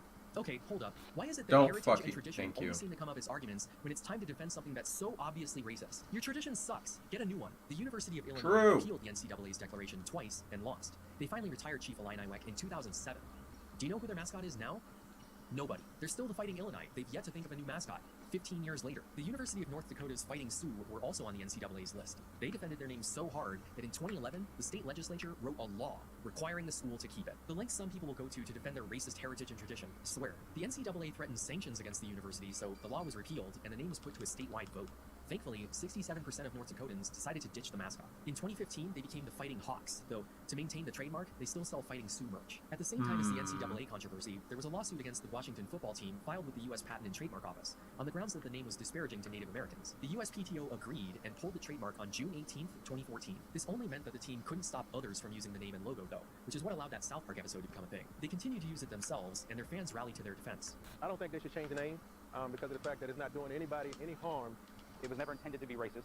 What? You didn't hear about any of this. I'm not a Native American. You don't I was so I don't know how literally those people feel about that. I'm not spamming. qualified to comment. But from a fan's perspective, it is innocent, harmless fun, and it is intended not to be anything remotely disrespectful at all. That's rich, coming from a guy who wants to dress up like it's Halloween every weekend. It was all in honor. I think it's a good thing. The name is not intended to be derogatory in any way. It's a thing of pride, an idea of pride that we have in the team. Actually, it should be an honor because they are honoring the American Indian name, and it's not anything derogatory against against the American Indians. The Redskins are, used to be a good thing. Why is it always the same argument? It's all in good fun. Actually, it's an honor. You should feel pride when you hear that racial slur. And it is a racial slur. It was never a good thing. Even if you ignore the obvious connection to scalping, in 1898, Merriam-Webster defined the word as a North American Indian, so called for the color of their skin, often contemptuous. Contemptuous means manifesting, feeling, or expressing deep hatred or disapproval. What part of that is supposed to be an honor? Once the trademark was removed, news outlets like ESPN and the Washington Post stated that they would no longer be using the name, instead referring to it as the Washington football team. Then the No Dapple protests on the Standing Rock Reservation brought more attention to the issue in the summer of 2016, which was flooded by a bunch of college students doing some protest tourism. But it wasn't until the George Floyd protests of 2020 that the team finally relented, retired the name, and officially became the Washington football team, with no mascot. They announced their rebrand as the Washington Oh my Commanders to start God. the 2022 season. I agree with that change, not only because it was an obvious racial slur, but I don't think we should be using American Indians as mascots at all. Think about the sorts of things we usually turn into a team name or mascot. Are there any commonalities? Fuck I've found that you. with a few exceptions, you can fit most any mascot into one of 6 categories. First, the weather events. This is where teams like the Hurricanes, Tornadoes, and Heat fit. Next, we have the inanimate objects, like the Nuggets, Jazz, Rockets, Jets, stuff like that. Then we have animals. The sharks, bears, dolphins, I'm sure you can name hundreds more. Somewhat related are the mythical creatures, like unicorns, dragons, angels, and and leprechauns. The fourth category is made up of historical figures, which includes things like gladiators, Trojans, 49ers, and even patriots. And finally, we have the real-world professions, the Packers, Brewers, Mariners, Steelers, occupations that people still have to this day. So, looking at this list, which category do American Indians fit into? The only possible answer is historical figures. But do you really want to put Native Americans next to a bunch of people who no longer exist, like the Vikings and Buccaneers? By having those teams, you're reinforcing the message that all of the Indians have long since disappeared, rather than being a people who are very much still alive. Speaking of, the Cleveland Indians ditched their Chief Wahoo mascot in 2018 and rebranded as the Cleveland Guardians in 2022. Along with the Kansas City Chiefs and Atlanta Braves, there are still over 2,000 teams in the country using Native American mascots, with the vast majority of them being high schools and colleges. Many of them use the same names and mascots as the professional teams that abandoned them, which is somewhat counterintuitively more harmful than the pros. An adult can choose to ignore televised sports, but a child can't escape the fact that they're attending Marquette Senior High School in Michigan, home of the Redmen, or that next week they'll be playing against the Savannah High School Savages from Missouri. Think of how it would feel to be constantly surrounded by imagery that has reduced you to a bloodthirsty caricature, held in the same regard as talking animals and pirates. Like most people, the only time I hear about today's American Indians is when people are outraged about sports mascots or team names, like the Washington Redskins. But sports teams' names are the least of Indians' problems.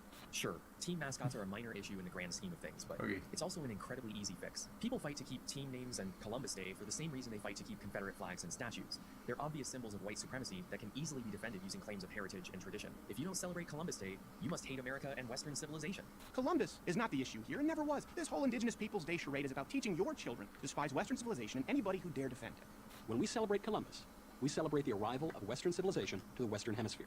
And if you can't celebrate that, it says much more about your moral compass than about history's greatest explorer. This tactic works like a charm. Even non-white supremacists care about things like tradition and have a generally favorable view of Western civilization. So they defend team mascots and Columbus Day, because if they ever relent on those points, the entire house of cards collapses and the standard American history myth is no longer defensible. Nothing about what we did to the American Indians was inevitable. It is a very deterministic view of history. It assumes that the current state of society was always the intended end goal, so everything leading up to this point was just bound to happen, part of the divinely inspired process of civilization. But as you've heard throughout this video, along every step of the way, America willingly chose to do the wrong thing. Whether they were pushing the Cherokee to move west, forcing the Sioux onto reservations, breaking up Ojibwe land into allotments, or simply terminating the status of tribes, we created a self-fulfilling prophecy. Nowadays, when you picture an Indian in your mind, you invariably imagine something Hollywood came up with, rather than anything resembling reality. The way I see it, the biggest problem facing Native Americans today is not a culture of dependency, as Republicans and Libertarians would have you believe.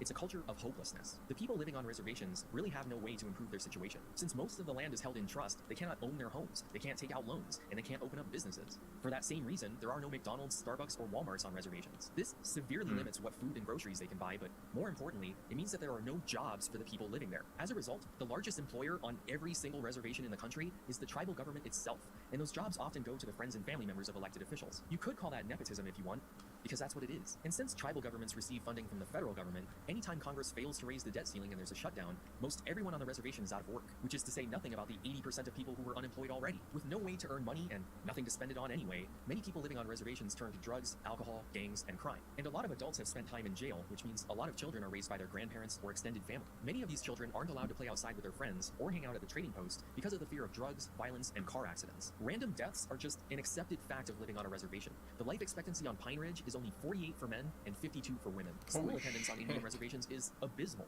High school graduation rates hover between 40 and 50%. The kids don't see any point in going because why? It's not like there are any jobs to prepare for, and most of them have no desire to go to college. I hate to say this, but tribal colleges and universities are more of an ends rather than a means. Only 20% of students earn a degree, and those who do often stay and end up getting multiple. Their primary purpose is to preserve their culture through education, not prepare students to leave the reservation. From talking to people, it seems like the #1 piece of advice given to Native Americans who want to succeed in life is to get off the reservation, which is actually significantly more difficult than you might imagine. First of all, there are cultural issues. Anyone who expresses a desire to leave is often labeled as thinking they're better than everyone else, and possibly shunned if they do. It's kind of the Indian version of being an Uncle Tom. You're abandoning your people to follow the white man's path. This is why we have the phrase, going off the reservation, meaning to break with one's group. Even if you're willing to leave all of your friends and family behind, and you magically have the financial means to afford moving several hundred miles, there are still huge obstacles for you to overcome. Are you starting completely fresh in a brand new city where you have no connections? How are you going to find a place to rent when you have no references or credit history? How are you going to get a job when you have no experience and, statistically, no high school diploma? Are you starting to understand why so many people just give up and don't even bother? Their situation can only be described as hopeless. Are they dependent on the food rations or commodities given out at the reservation agency every month?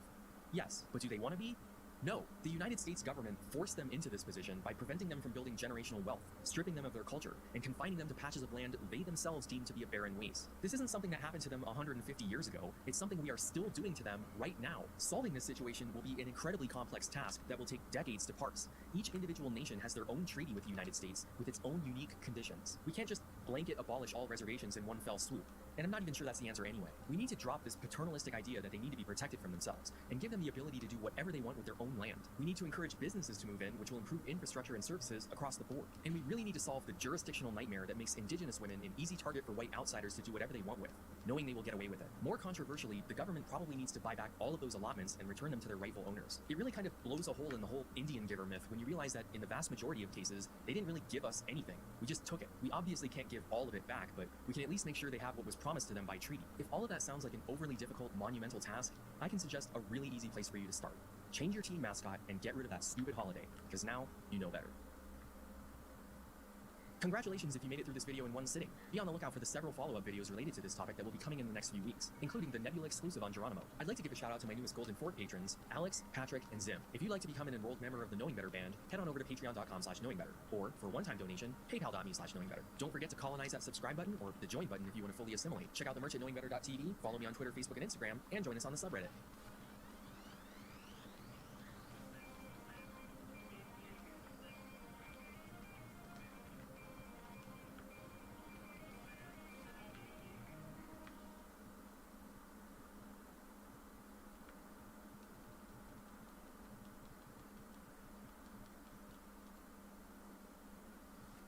Alright. We're done with YouTube. I need to go and, how much is this next one? 40K. Oh, man. I need to go and clean the rice cooker and watch the kiddo. So I'll probably do a bunch of side quests off stream. And I'll make sure to do only the important bits on stream. Hopefully, if something happens, I will remember to record it and figure out a way to acquire that footage.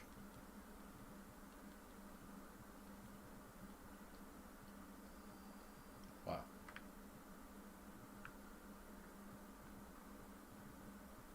Hey, you, I think I have things for you. Yeah, I think so.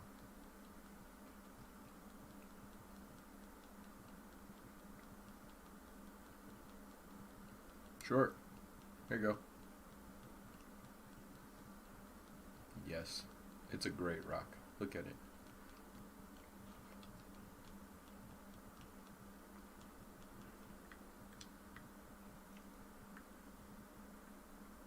Alright.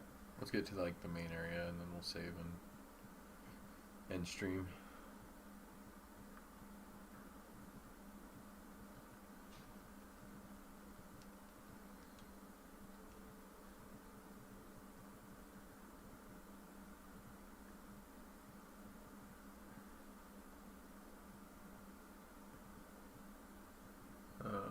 Alright. Thank you. That's all.